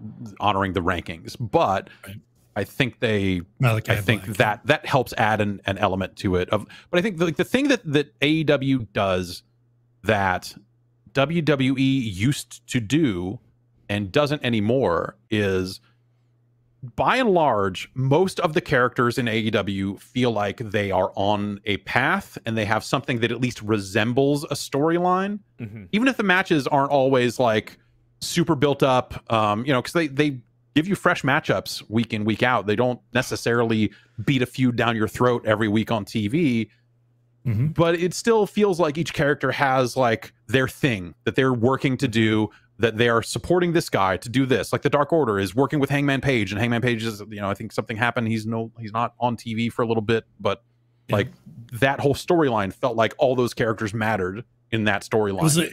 And it was a slow burn too. Like they had lots of shit going on backstage where Adam Page, Hangman Page was just like listening in on the conversations of the Dark Order and shit like that. He's like, should I join? Should I not join? I don't know. I don't like the color purple. There's just a lot of neat stuff there where it feels like everyone matters, basically. And that's something that, for all the shit that Vince Russo deservedly gets, for all of the dumb shit he did along, especially his run in WCW and TNA and all that other stuff, but for all of the shit that he gets, the impression I get is that he also, when he was booking WWE, when he was working there, he was the guy who felt like every character needed to have something they were striving for, something they were working towards, some kind of storyline. And it didn't always work. Some of the storylines were fucking stupid, but at least you got the feeling at times early on in his run that like they were going in a direction with each character. And AEW has that, but good, and not stunty the way that era of WWE and that era of Vince Russo booking would get. And so it's fascinating. It's like it's the storylines that generally speaking make sense, and obviously like there's an athleticism angle to this, and people get injured, and so you have to be able to turn on a dime and go like, well, that storyline we were building towards, this person's now out for a while. We need to do this instead. We signed to this person, so we need to do this. Like there's a lot of shit that prevents wrestling storylines at any company from being as pure as they probably were in someone's head 6 months ago. But I think by and large, they seem like they are having fun and they are rolling with it in a way that is super engaging. And they don't have 9,000 hours of television. Well, they're approaching it. They have 3 hours, 3 hours of TV, and then they got 3 shows. The two YouTube shows now too. So oh shit. Okay. But that's before you include everyone's vlog. Yes. Okay. If you want to watch all the Elite, which I tapped out on a lot of that stuff a long time ago. But yeah, they've been really fascinating to watch because it feels like wrestling being put together by someone who has been at times frustrated by the state of American wrestling in much the same way that I have, and they're doing well with bringing in old names and building new names and all this other stuff that like you pull for them. You want to see them pull it off. And with WWE these days, I feel like there are a lot of people there that I think can wrestle amazing matches and do all this really cool shit. And I think that they're great characters that talk really well, and they don't get those opportunities. And when they do, it's for dumb reasons. And it's just like, I feel like there's just a constant self-inflicted series of errors, or that I perceive to be errors, right? On their end, they're putting out press releases saying SummerSlam was the most watched event we've ever had. You know, like they're out there saying that they're fucking doing incredible. So maybe to them, as they gut NXT and try to rebuild the land of the giants type stuff that built them in the 80s and 90s, like it really seems like they're almost going back to that whole thing of like, oh, we're done with small guys. Yeah, like it's a weird thing. And interesting. Yeah, so it's just a fascinating landscape for wrestling. And the CM Punk stuff, I think, is like one of the first big catalysts that they'll have this year that will kind of really like raise the flag in a way that like, hey, if you tuned out of wrestling, you might want to check this shit out that we're doing over here. It seems like that's the line they're trying to ride of like, okay, CM Punk's a big enough name that like that's going to bring us some people, and maybe Adam Cole will bring over some people. And then do we get to a Charlotte Flair down the line? Like what's going to because that women's division in AEW could use some stronger competition. Like if they start to line up those pieces, if you get a Daniel Bryan, a Bryan Danielson, whatever in there too, plus all the homegrown or you know, plus all the talent that they have signed and put on to national television, plus the people that have done amazing stuff in Japan, you know, like you know, you get a Kenny Omega, you get the Bucks, like all this other stuff. Like they're really putting together like a really fascinating roster and like putting on really compelling television. And that's been the coolest part about it, is like feeling that way about wrestling again in a way that like I haven't in a very long time. The other neat thing is that AEW doesn't behave like it is the only thing. It fully acknowledges like, yo, there's wrestling there's other wrestling here in the US, there's wrestling in Japan, and it's like seeing all of that actually come together is interesting, because I've been so conditioned by the WWE for years that like we're the only thing that matters. There's no other wrestling. This person coming from somewhere else, they don't matter. Nothing they did before this matters for the most part. For the most part. Yeah. But here it's like, oh man, this guy from New Japan showed up. What about if that guy comes back when CM Punk comes back? They have the same move. Yeah. Stuff like that. Now you're talking. Okay. Or like, you know, like Kenny Omega defended a belt in AAA. Yeah. Like a couple weeks ago at Triple Mania. Triple A Mania. And he lost his Impact belt to, you know, Christian Cage. Christian Cage, once and future forever TNA champion. Yeah, so it's just been cool, weird TV that keeps you guessing, but not in a stunty like we're pulling a ripcord to get a rating. Like it doesn't always feel that way. It feels like there is a hand on the rudder that is guiding it pretty well, and that's been the fascinating stuff about it. Is it just and it's cool to see them kind of doing well in like the people are responding to it, that people seem to be interested in it in a way that is helping them grow. And so like I feel very invested in that sort of stuff too, and we'll see how it goes long term, because I feel like it, you know, that only gets harder to maintain that level.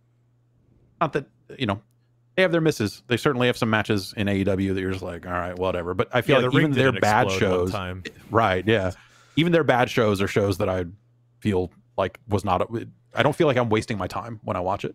Oftentimes, I'll come away from like 3 hours of Raw and just go like, what the fuck did I even watch? I wonder if I could slip back in. I wonder if like what would happen, because I very much remember that time of my life where like Monday nights were a very big deal, and it's like, don't schedule anything on Monday night. You got a lot of shit to watch, you know. Yeah, it's 2 hours on Wednesday and 1 hour on Friday. It's a lot. It's a lot. Yeah, it's a lot. Yeah, it is still a lot. It is still a lot. What else is going on in the news? Halo Infinite. You heard of this game? Once. It's coming out this year, and to get it in that shape, they are cutting some features. Damn. What? Forge mode, the mode that lets you kind of get in and edit levels and kind of game modes and put together a bunch of different cool shit, that will not be there at launch. And also, this is probably a bigger deal, campaign co-op will not be a part of the game at launch. Man. That's fucked. God, that's like some of my fondest memories, playing a Halo campaign. Just going out with a buddy. Pretty wild. Yeah. Yeah, campaign co-op's a Forge, you know, like I love Forge. I think it's crazy. It's awesome. People make some really amazing stuff in there. If that gets pushed out, they're saying potentially 6 months for Forge. I don't think they gave an ETA on campaign co-op. That's a weird one to miss, because I feel like that's been one of the hallmarks of that franchise for so long. It's not, I don't play Halo that way, especially not the first time through. If I'm playing through a story, like I'm playing alone. Yeah. But also I'm generally playing those before they're out, and so there's usually not people to play with. But I played Halo 3 campaign multiple times in co-op, and had a great time with it. So yeah, we'll kind of see where they end up on that. Joe Staten gave the quote as a part of this. Our number one priority is making sure that whatever we ship, whenever we ship it, it meets the right quality bar across all platforms. And when we look at these two experiences, campaign co-op and Forge, we made the determination they're just not ready. And as a studio, we don't want to ship things if they're not ready. Which you can't argue with that. Right. And also, they cannot miss this holiday with this thing, so I get it. Well, that's what I was gonna say. It's like, all right, well, I mean, I'm okay if you delay this game again, but you cannot delay this game again. I mean, no, they cannot delay this game again. And yeah, I think that the omission of campaign co-op will be a big deal for a lot of people, obviously. Yeah, for sure. For me personally, this is all okay. But that's a tough pill to swallow. But also, man, I mean, if you think about it, they delayed this game a full year. Mm-hmm. Yep. What state could this game have been in a year ago now? You know, like it's August, like they would have been pretty close to done if they had made launch. You got like what was the state of that product then that they announced the delay that late? Or did they know months before, just kind of sat on it and went like, we'll figure out the right time to tell people this ain't coming. Right, yeah, choosing that, yeah. But yeah. It's weird. I mean, like all that stuff's weird now, made even weirder by the idea that the multiplayer is kind of a separate thing that is free to play, and like there's just kind of games are different now. You know, like this is gonna be a living product in a handful of ways, and so the idea of modes and things being added after the fact is like a pretty normal thing now. But again, that campaign one, that's a big blow. Opening night live, the Gamescom kickoff. Microsoft kind of jumped the gun a little bit this morning with a handful of smaller announcements. They showed like Dying Light 2, and they showed some more Forza. They got a cool controller, Forza looking colorway on the controller that's pretty neat. But Opening Night Live will take place tomorrow. We are going to be talking over that. That is Jeff Keighley's big live event. 30 plus games over 2 hours. That's a lot of hours. Good dang. Jeez. It's a lot of hours for a lot of games. Well, we're signing up for a pile of games here. They've been out there teasing a handful of these already. So I'll just go down the list here of what Keighley has teased so far. Call of Duty Vanguard, which is the new Call of Duty. Death Stranding Director's Cut. Far Cry 6. Some new content for Genshin Impact. Lego Star Wars The Skywalker Saga. Ooh. Oh, damn. Saints Row reboot. Hey. There's been... Hey. Okay. Yeah. Could be interesting. Sifu and TMNT Shredder's Revenge. I don't remember which Turtles game this is. Oh, this is the cool looking one. This is the new one. Sifu right? sounds familiar. Sifu is the game from the Absolver. Absolver, yeah. Yeah, that's fucking right. Oh, Yeah. The Turtles one is like is a new beat 'em up, right? Oh, right. Okay, that's right. Yeah. Okay. All right. Saints Row reboot seems like a really... What is Saints Row in 2022? I feel like it's the same question about Grand Theft Auto, but like in a different way. Like when you think about early Saints Row games as being kind of a parody of GTA, which I always felt was weird because GTA games were satirical and attempted comedy anyway. So it was like, we made our funny Grand Theft Auto. And you're like, Grand Theft Auto is actually funnier than your funny Grand Theft Auto. And by the time they got to Saints Row 3, I'm sorry, the third, they had branched off in such a ridiculous way that it was like its own thing and it was awesome. And that's where I feel like it came into its own.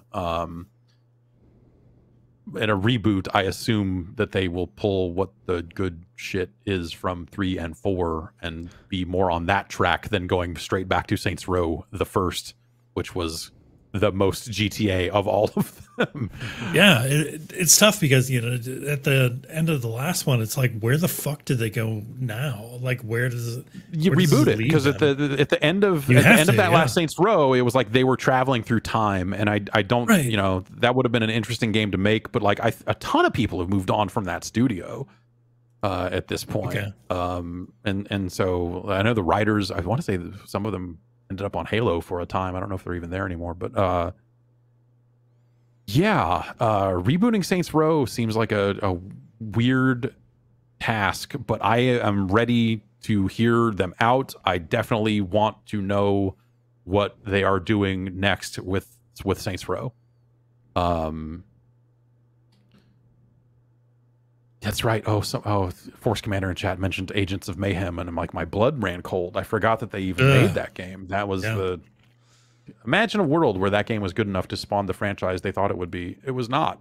I think it's on sale for like $2.99 right now somewhere. I'm good. Okay. Let's check in. But yeah, like, do they make a Grand Theft Auto-esque game at this point? Is Saints Row a completely different open world kind of game now? Like, they always kind of... Even the culture they're trying to spoof, like, it's going to be radically different than how it was when the first 1 and 2 came out. Of like, gang hip-hop style things.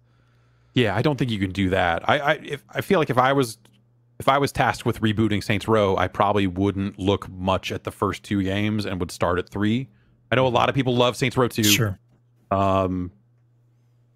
But I think in terms of like what that game did as a game, like, yeah, there's probably a few mechanics and things you could pull from that. But I think from a spiritual standpoint, like, what do you want the core of your game to be? I think it's the character interactions and the style of 3 and 4 that you look at.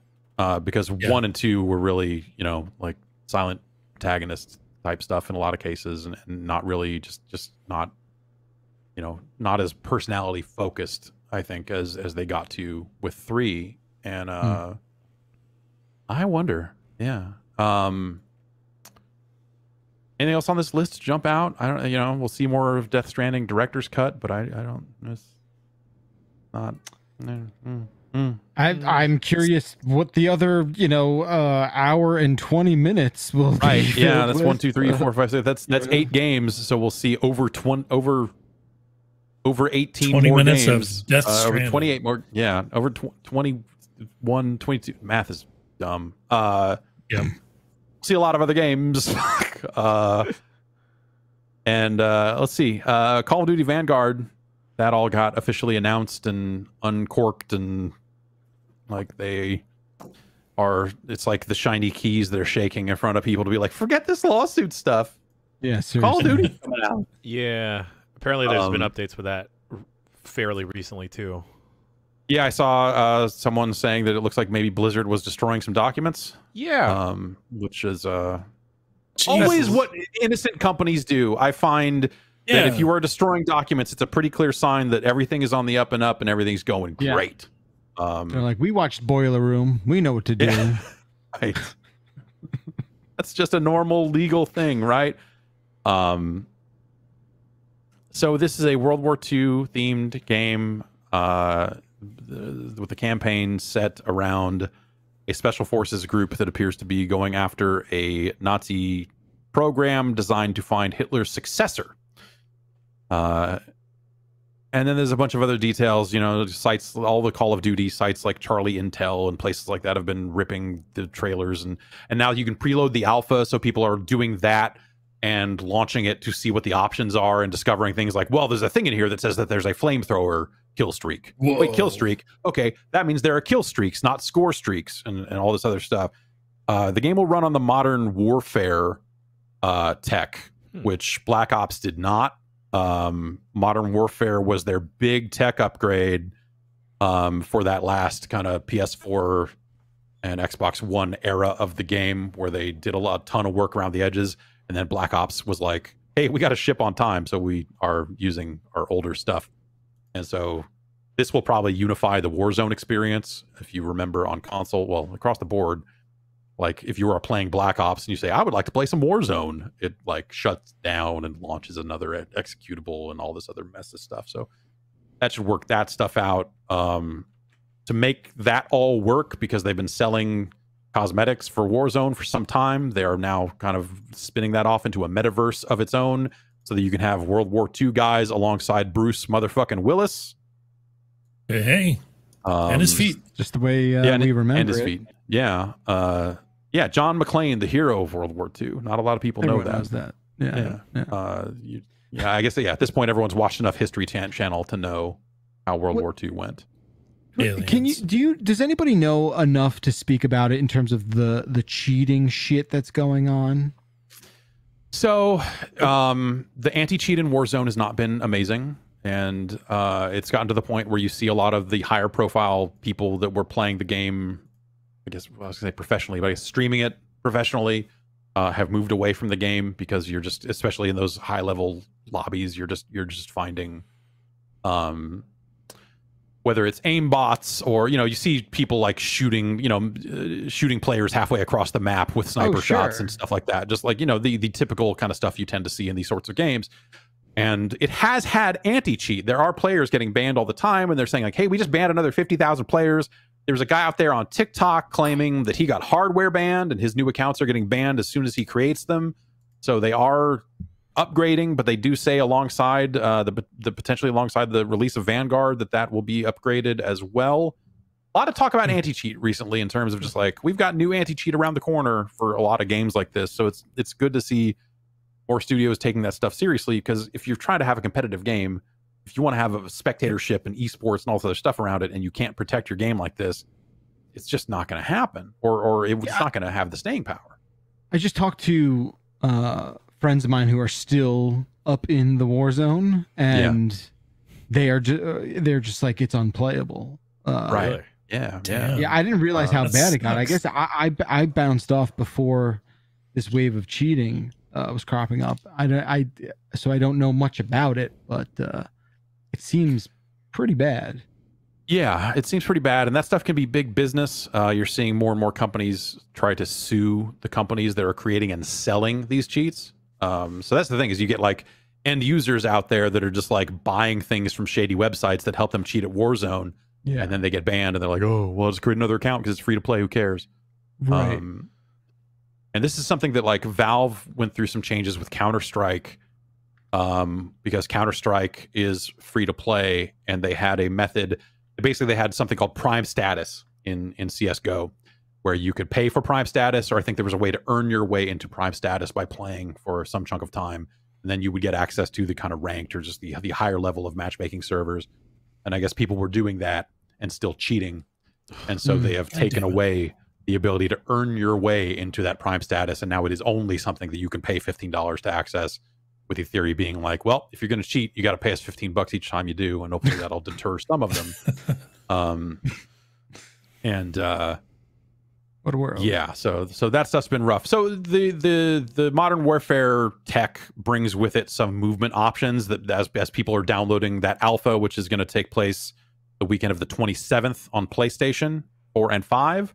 They're uncovering stuff that like the ability to mount on objects and mount on doors and lean your way around doors, and that tactical sprint where you double tap the run button to run double fast for a little bit. Like, it sounds like that stuff will be in there, which is stuff I liked most of that from Modern Warfare. And like part of my problem with Black Ops was like it felt like a step backwards in a lot of those ways. So I'm tentatively interested in this, even if World War II is not. I just, it's a dumb. These are dumb sentences to say, but man, I'm done with World War II, huh? Yeah.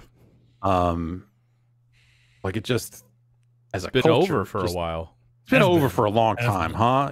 Like, and again, like I joking about History Channel, but just like everywhere you turn, more documentaries about World War II, more this and that. And it's just like, it's a pivotal moment in human history. I don't want to, obviously.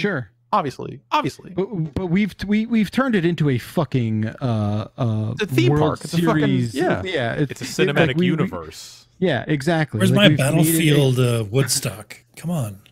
Yeah, like we look back fondly on it through that lens, which is so fucking insane. Yeah. Yeah, it's like a great sports game that happened, and we all just want to relive that shit over and over and over again. Right. It's like, this is the height of American excellence. So like, we did maybe. So, we could look. We'll do our separate fuck World War II podcast. Hey, War Was Bad, actually. The podcast. Some other time. But yeah, so they put out their trailers, and the trailers and that alpha download, or don't really have the Activision name front and center in it, which the company is spinning as a creative choice. But in light of all the lawsuits and all the other heat on the Activision name right now, you could really take this as them trying to distance the Call of Duty franchise from the lawsuits and all that unpleasantness that they're going through, like all that shit that they're burning documents. Jeez, well, goddamn. Also, alongside this news was basically the idea that everyone that is an Activision employee seems to be working on Call of Duty now. Jeez. Regardless of studio, they've got, Treyarch is doing zombies for this game. Sledgehammer's leading the charge. You got Raven doing Warzone and all this other stuff, and that basically, Beanox is in there, like all the studios you think of as Activision studios. It was always the joke, right, that they would just turn into the company that only had Call of Duty, and here we are. Blizzard obviously is part of the same company, and they do have their own games, but like, it's just really wild. That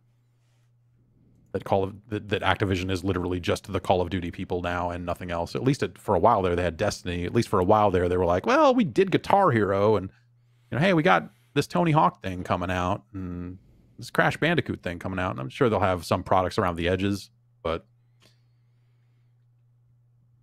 it feels like that there was someone in a position over there that was supposed to be scouting out some new ideas and new things that they could be developing, and maybe that person didn't do their job very well. Who can say? What else is going on? Frogger. You heard of this? Mm-hmm. It's Frog.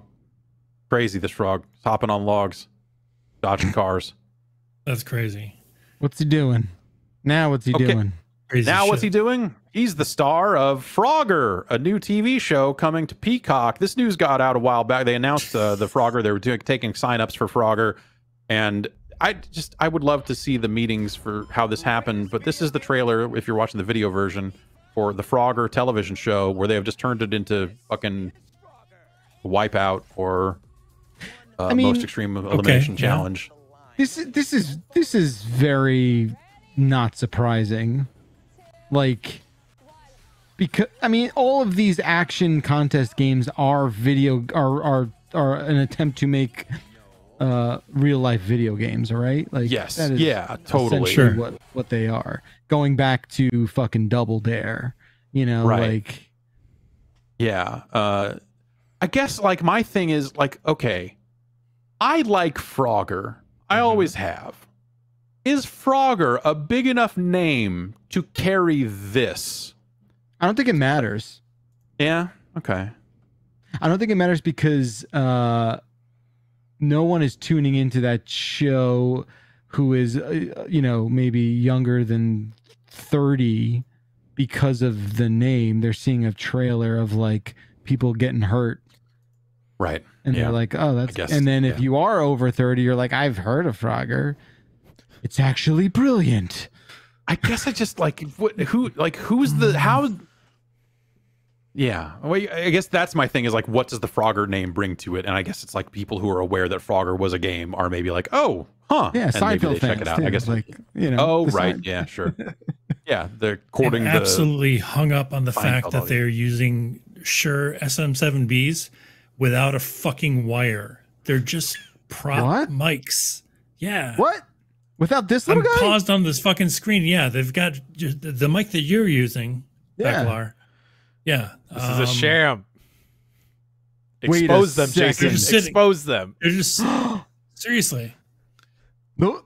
Why are they doing this? Go to 46 seconds. Yep. Yeah, he's there. Yeah. Maybe there could be a wire just going straight into like their belly. There's no XLR going. I can't see from this. That's weird. It's a bunch of shit.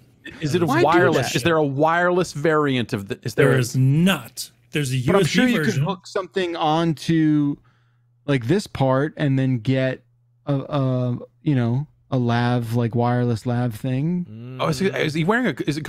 I'm sorry. Can you pull that out again? Because that dude looks like he's wearing a clip-on mic behind the. Oh, he totally is. The dude on the right have the mic right clipped here. on, or is that the? Yeah. We can't see your mouse on that, but. I can't. The SM7Bs are just props. Jesus Christ. What? Why do this? How am I supposed to trust that the results of the show are on the level when even the microphones are a fraud? Like, not even for the goof. Like, why do this? It's some sort of aesthetic choice, right? Yeah, like, it is. But like, if that mic's that far away on the desk, it's not going to sound great. So, do they just want them to appear like streamer people in a way? I guess, yeah. Like I was going to say sportscasters because I feel like, yeah. Well, no, sportscasters, have they would have the have the full headset, which like a good stream, modern streamers would as well. Right. I'm comparing this directly to Holy Moly, which is the ABC show with the over the top miniature golf, which Rob Riggle co-hosts, and they do not have fake mics. So that's the only sort of like comparison I have. That show's all right. I watch it because I have a 6-year-old, but that show's okay. They do some funny stuff in that show. Rob Riggle is occasionally funny. Sure. But it's bizarre to have a fake mic in that environment. I agree. No reason for that. I can't get over it. I can't get over it. Can't let it go. I'm not going to let that one go.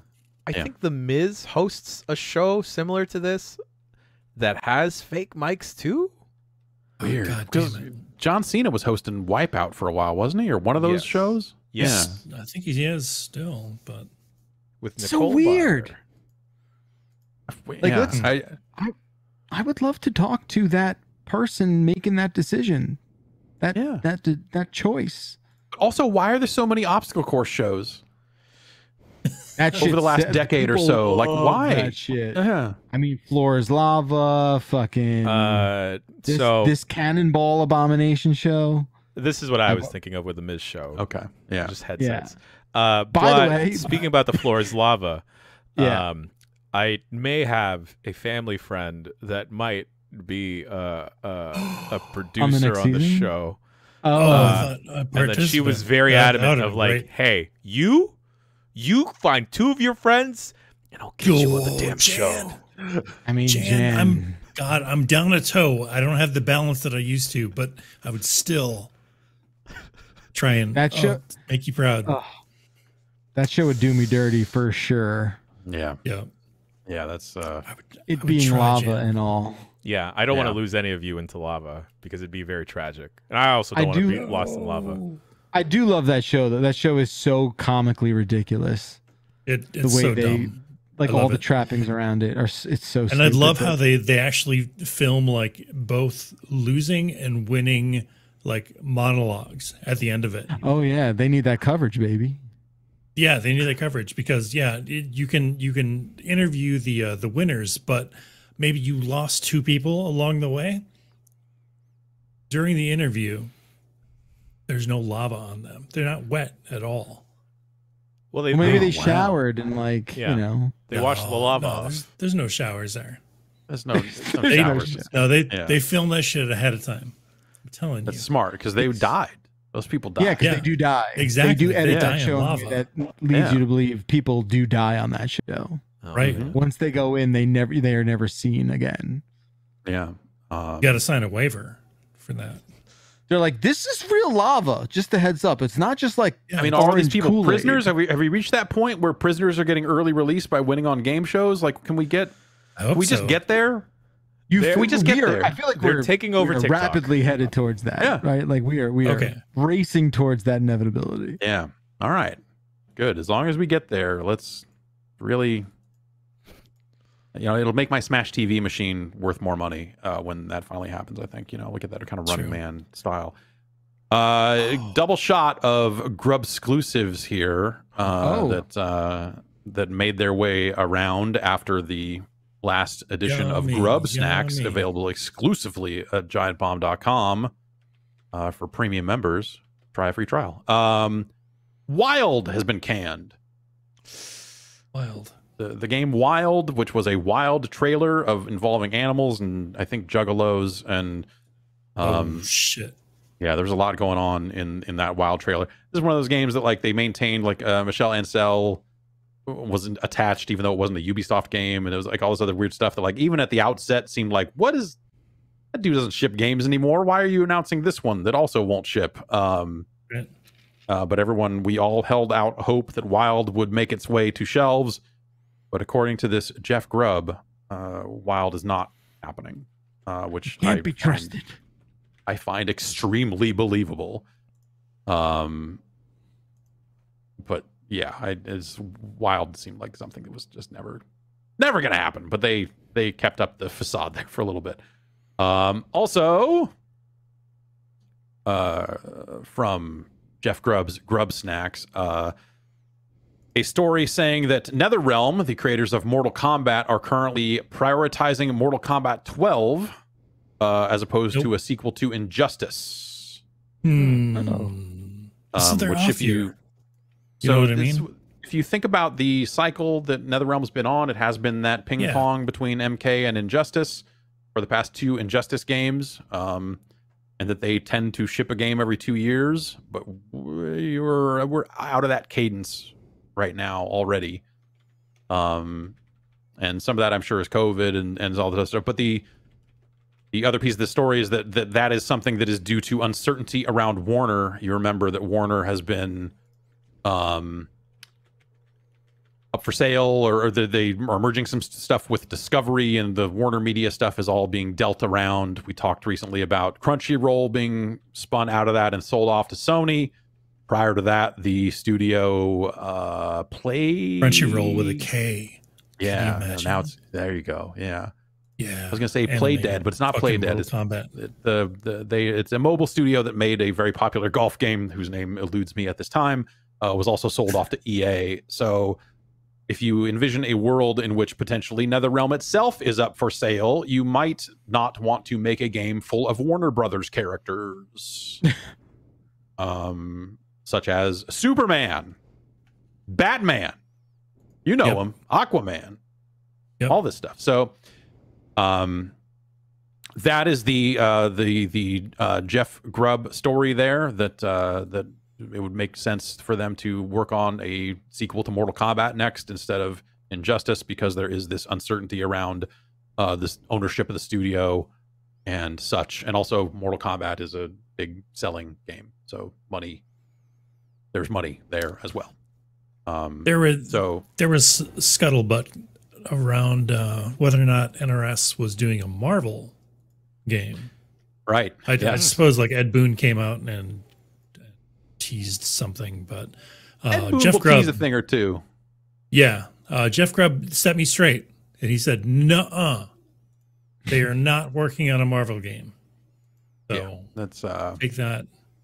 He said a Marvel versus DC game would be very cool, and all that sort of stuff. Obviously, that would be great. And I know there are people over there at NetherRealm that have wanted to touch Marvel stuff for a very long time, but totally.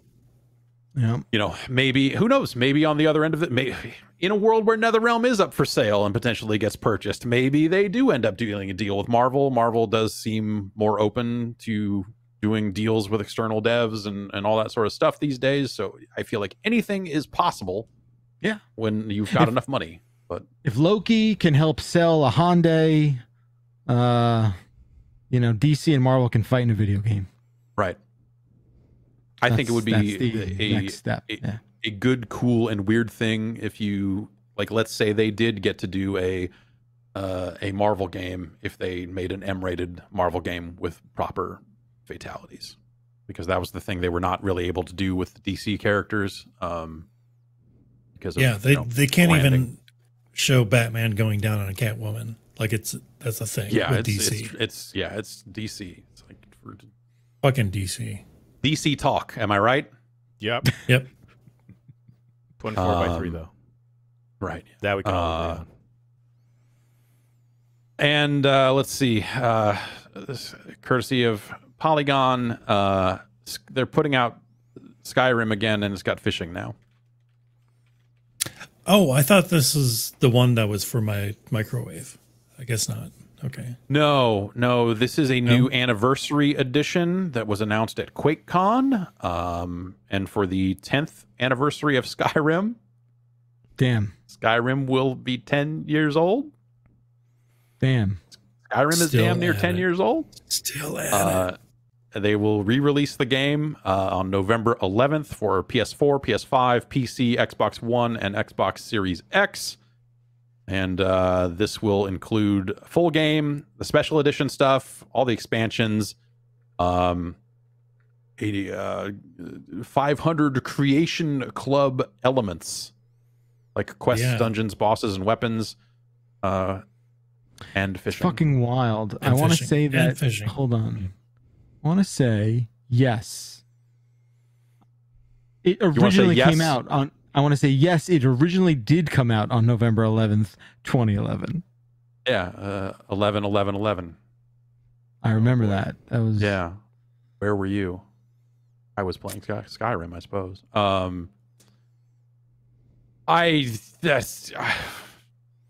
How many more? This has to be it, right? Will this be the last? I guess. What are you talking about? All right. Yeah. What have you learned? Nothing. You learned nothing. 10 years. Skyrim's gonna Skyrim. Think about the number of Skyrims we have seen in between Elder Scrolls games at this point. It's pretty wild. Is like all in all, is it like one of the best-selling games of all time, including all of the ports? Like, are the numbers that well that they I'm sure the numbers are great.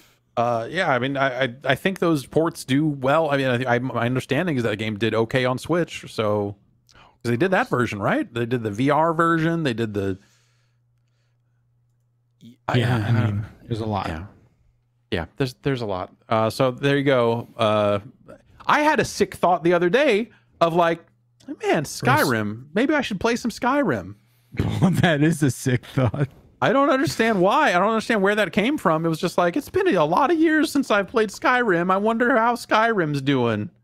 Maybe I'll check out this anniversary edition when it comes out. I don't know. It's fishing. What the fuck is wrong with me? Fishing. I'm glad they lost one of your computers. God damn it. It's the one with Skyrim on it.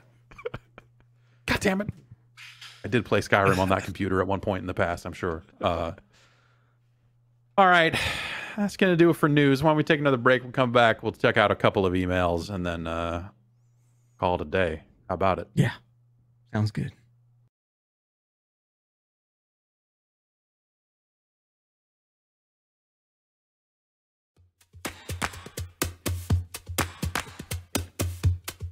Eating, you know, it's we all do it.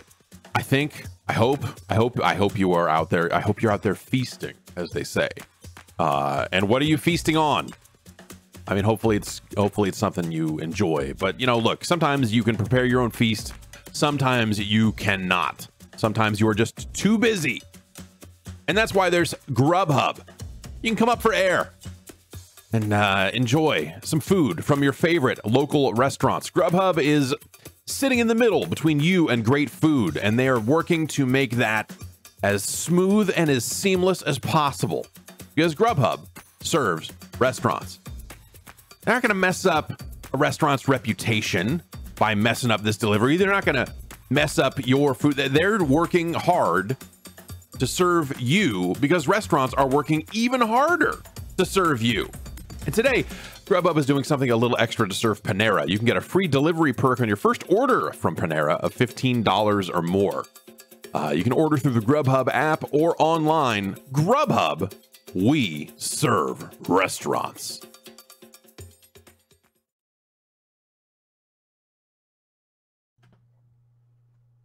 All right, we're back. And here at the end of the show, it's time for emails. It's time for time for emails. There we go. Bombcast at giantbomb.com is where you have been sending your emails, and is where you will continue to send them for another 700 whether you episodes. like it or not. That's right. It was my first time last week digging into that like abyss God, it's that is scary emails. out there. Oh, Right. There's a lot of stuff going on in there. I feel like people are Seriously. having conversations with each other Yeah. and never getting the other Without knowing one another. Yeah. That's It's right. crazy. We need to be. I feel like we need to start some kind of like missed connections for Bombcast emails, and this site has made lasting relationships over its run, and I feel like we could be doing more on that front. Can we for real? bring back Yes. the personal section that Craigslist removed? Yes. Yeah. Okay. Well, that's yeah. the We're gonna misconnections thing. it's going to be Right? backpage.giantbomb.com. And wait, what are you talking about? I was yeah, talking that's about what you were. Oh, Okay. yeah. All right. No. All right. All right. All right. This email comes from Thomas in Austria. It says, our company bought the Mandalorian pinball machine 2 weeks ago for our break room. It's the first pinball machine that I have free access to. I'm currently only sitting at 5th place with 98 million. The top score is 124 million. Do you have any tips so I can destroy my colleagues? The current strategy is just to try to get Razorback multi-ball, as it is rather easy to attain. Bacalar, you have a Mandalorian machine. I watched your stream of you unboxing it as I was boxing things. Oh, which that's was interesting. very like you were taking things out of boxes, and I was frantically stuffing things into boxes, like I had to get out of town I or I thought got you stabbed. were shadow boxing. Yeah, like Well, not like that boxes, like box ships passing in the night. I guess. exactly. Yeah. So what do you think of that thing, and do you have any tips? So How I'm much was really it? Like $7,000? How much? Oh, I didn't. The Stern is letting me borrow that. I did not buy that machine. Just a full disclosure there. Gotcha. Jan giving me the skeptical eye. It is about, I believe it's 78, maybe 70. I'll say 73 to 78 is what that thing costs. Is that for the pro version? So I have the premium. That's The pro version is Mandalorian. cheaper. Okay, so they've got the pro version in this Okay, break well, room. that's okay. I mean, the pro version, I believe, is actually. I'm just a quick search. I think maybe that one is $7,000. I'm sorry, 6,200 for the pro. For the premium, retail is 7,800. And so is that just like what you get, like one more playfield, like little doodad, and then like gold rails? More Yeah. toys, more features. Usually when they the difference between pro and premium is just a couple of I don't think necessarily things that change the overall sort of like gameplay or functionality necessarily. It's more just the fancier toys and more attention to details, a few other things. And then when you go up to like the highest end one, that is usually the limited edition one where they have like a special coat of paint they put on it. There's a finite amount of them. And it's really all the bells and whistles, and but it's not a gameplay change, right? Like scores are going to map across all versions. Scores are going to map. Okay. So the strategy, works across all 3 SKUs. I think with this, and just to answer the question of like how it plays, like I'm really starting to enjoy it. I think there's a lot to shoot at, and the thing that people really fall in love with a pinball game is when there's a really cool flow. So there's these orbit shots. There's a left and a right orbit usually, and that is sort of like the outside perimeter sort of spirit of the game that you kind of use to unlock other features. And then as you make your way elsewhere in the playfield, those are the more specialized sort of things. There's a huge ramp in this game where you have to like, the incline is really steep, so you need almost a perfect shot up this ramp, and that unlocks a lot of cool stuff, and also has access to the little Mandalorian like helmet area where there's another playfield with flippers that you can hang out in. Nice. Here's the to answer the question, the fastest way so I think my grand champion score now is like 400 million, and I think the way I did that was going through the missions. So there's 5 different missions, and that's all basically season 1 of The Mandalorian. So like the first mission is like recover the asset. So I guess that's like the baby Yoda was like the asset. They were calling it an asset or something like that. Excuse me, Jeff, he has a name. What I don't know what the name is. Gogurt. Is it? It's not Gogurt, dude. That's some Spaceball shit. Grogu. Okay, but if this was in Spaceballs, he would be called Gogurt, the way Mel Brooks is yogurt in that movie. Anyway, so when you get into these missions, you can it's tough, right? It's the hardest thing to figure out in pinball is like, how do I stack the multipliers and make all of these modes worth more than what you get with a 1x multiplier? So you have to you have to understand, and look, if you have access to the free play version of this, you can spend a few hours a week and kind of understand like what you need to do to make sure when you enter these mission modes, you're playing, it's basically like doubling down, right? Like you want to be able to get yourself in a place where you have a multiplier, and then you go into those missions with those multipliers so that every jackpot you hit during those missions you will get 2-3x down the road. There's like people who play Mandalorian, people watch Mandalorian. There's like Beskar. Is that like the currency? Is that like the currency like in the good this metal? Show? That's the good that's metal? the good shit. So that's the currency in the pinball game. So the more Beskar you earn, you can then buy perks in the foundry. That'll take you a long way. Shit. Yeah. So like you can buy like get some sick armor. Yeah, you could buy like ADA balls. You can buy like outlane recoveries that they call I forget what they call heal, right? So if you go in if you have enough Beskar, you get to the foundry, you buy this product that will give you an outlane return. So if you lane out, normally you lose a ball, this lets you recover it. So there's all these different kinds of things. But ultimately it's about hitting all those multi-ball modes with the highest maximum multiplier and getting into all those mission modes with the highest maximum multiplier. So there is this wild thing. I don't know if this is in the pro model, but it's in the premium. There's a lane that you shoot through, and as soon as you cross through it, a ramp falls down, and you have a finite amount of time to re-hit that shot again, and the ball will go up a scoop. At the end of some of these missions, they give you like 20 seconds, maybe 30 seconds to hit this very hard shot. If you hit that, that is where all the super jackpots sit. So if you've ramped up and stacked all of these bonuses, complete a mission, hit that super jackpot, that super jackpot could be worth like 50 million points. So it's all about, you got to put together a run for sure. But yeah, I think I fucking made pinball sound exciting just now. That's like you made it sound like a video game. You're going to a shop, you're buying shit. Yeah. In a lot of ways, ramps. Games are the pinball games are much as they've never been more like video games. I will definitely stream that game very soon. I already hooked up the HDMI. We're gonna be set. We'll get that going soon. Nice for sure. Fantastic. Nice. All right.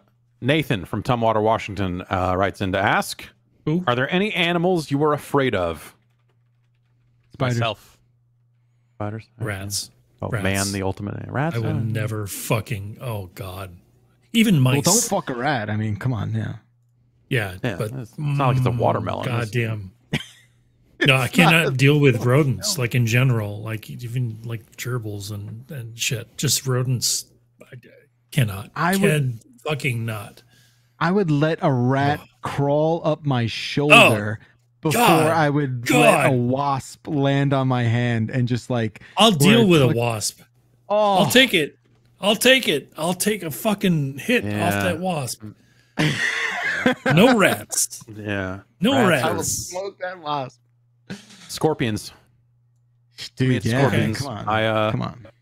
Like here's my irrational. I think I've talked about this before, but my irrational thing is like, so I used to. I'm not in that house anymore, so I don't have to worry about it. But I would push my chair away from the desk by putting my foot on the wall and pushing away.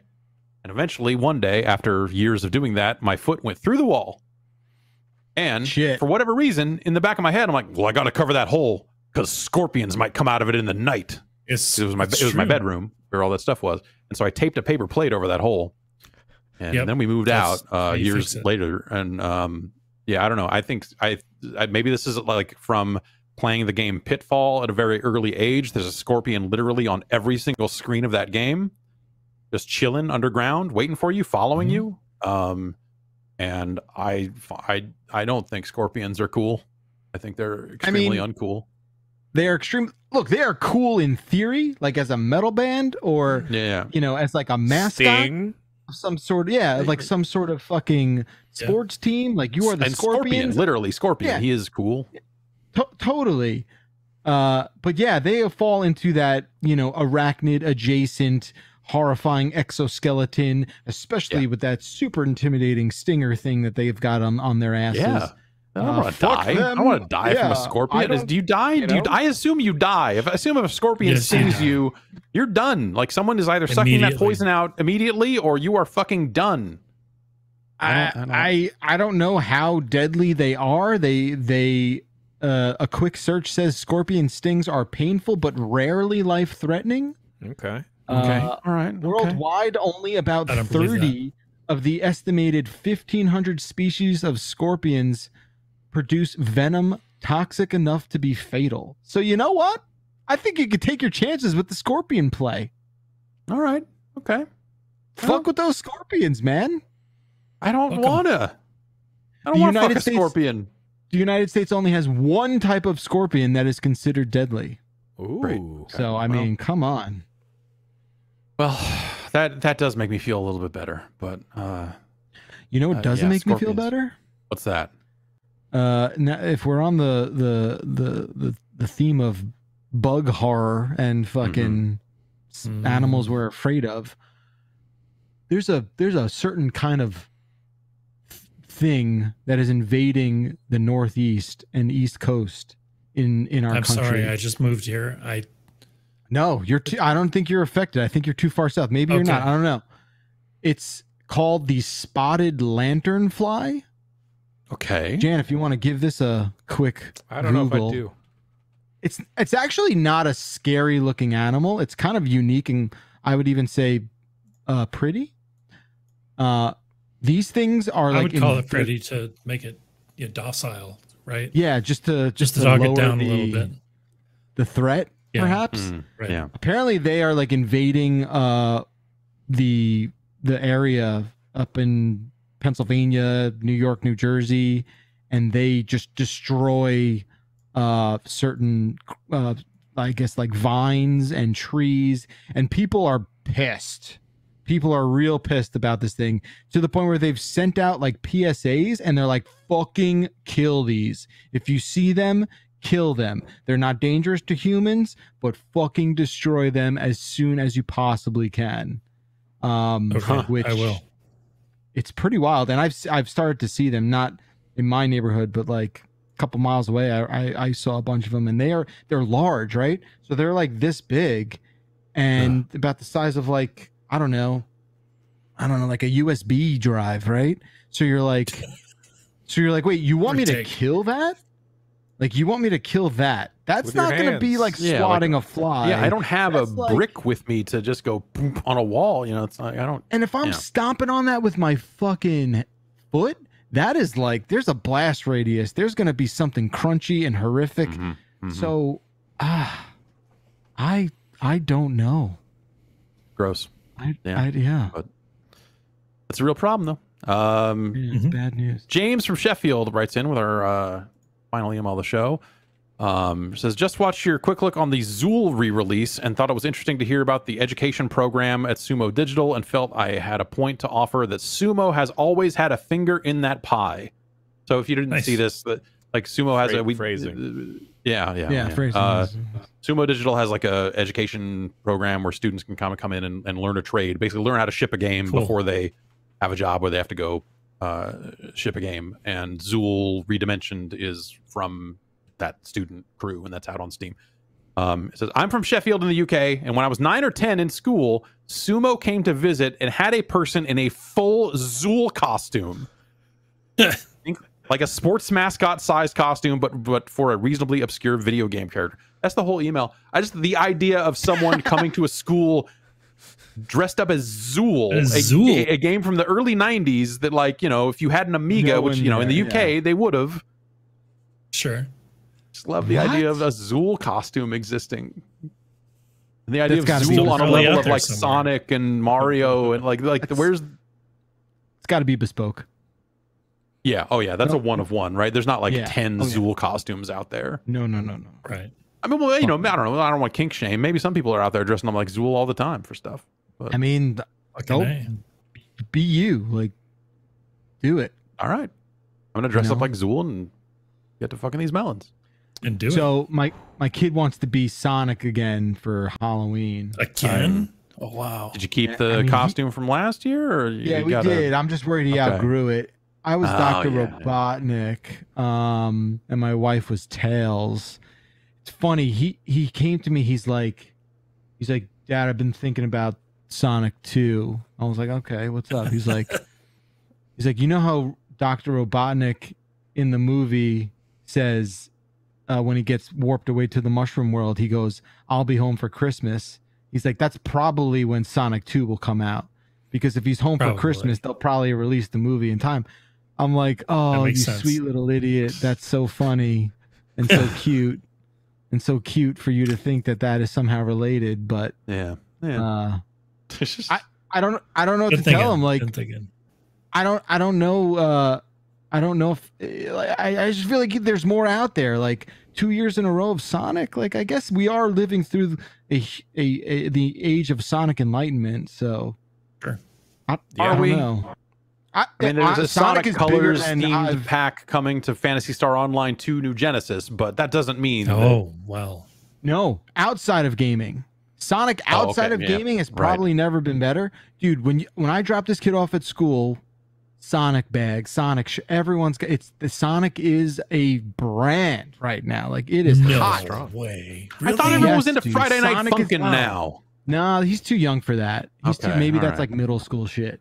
But Sonic for sure. Like I would almost. I mean, I'm sure Paw Patrol's skewing a little younger, but like Sonic is big.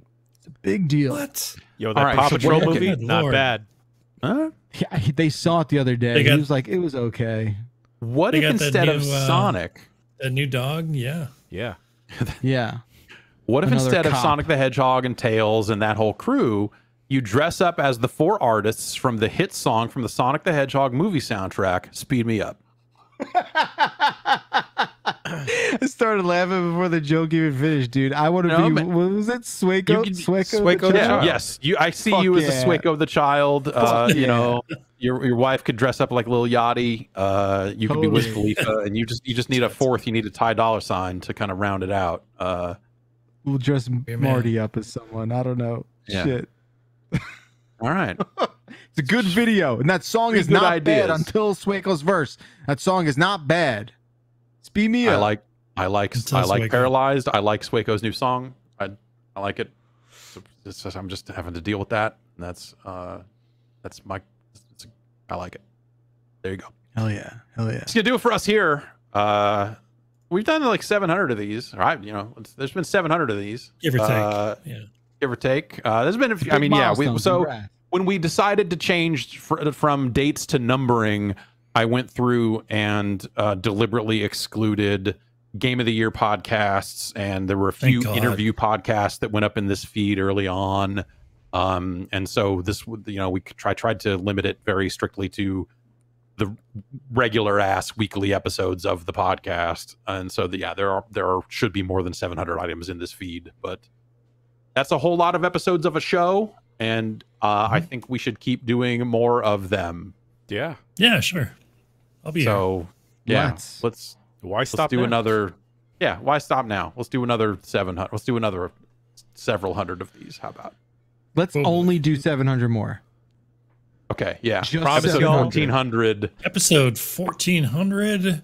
That's it. And that's when we'll bring back, or that's when we'll rebrand as the Giant Bombcast. Yeah. We were very close to rebranding it as just Bombcast with an exclamation point. We thought long and hard about that, and ultimately I think some lawyers told us why that was a bad idea. We just never followed through with it, but there was talk for a while. Anyway, that's gonna do it. We'll be back next week with another episode of this. So stay tuned. We got more stuff coming up on the site this week. I think I'm gonna try and play some of that Aliens game. What else is going on? I'm drawing a weird blank here. You mentioned it. We're talking over Gamescom opening night live tomorrow. That's right. We're gonna look at in the morning. Keely's, in the morning. That's like a 11ish a.m.ish Pacific time sort of deal. And yeah, stay tuned for that. We'll see you next week. Bye.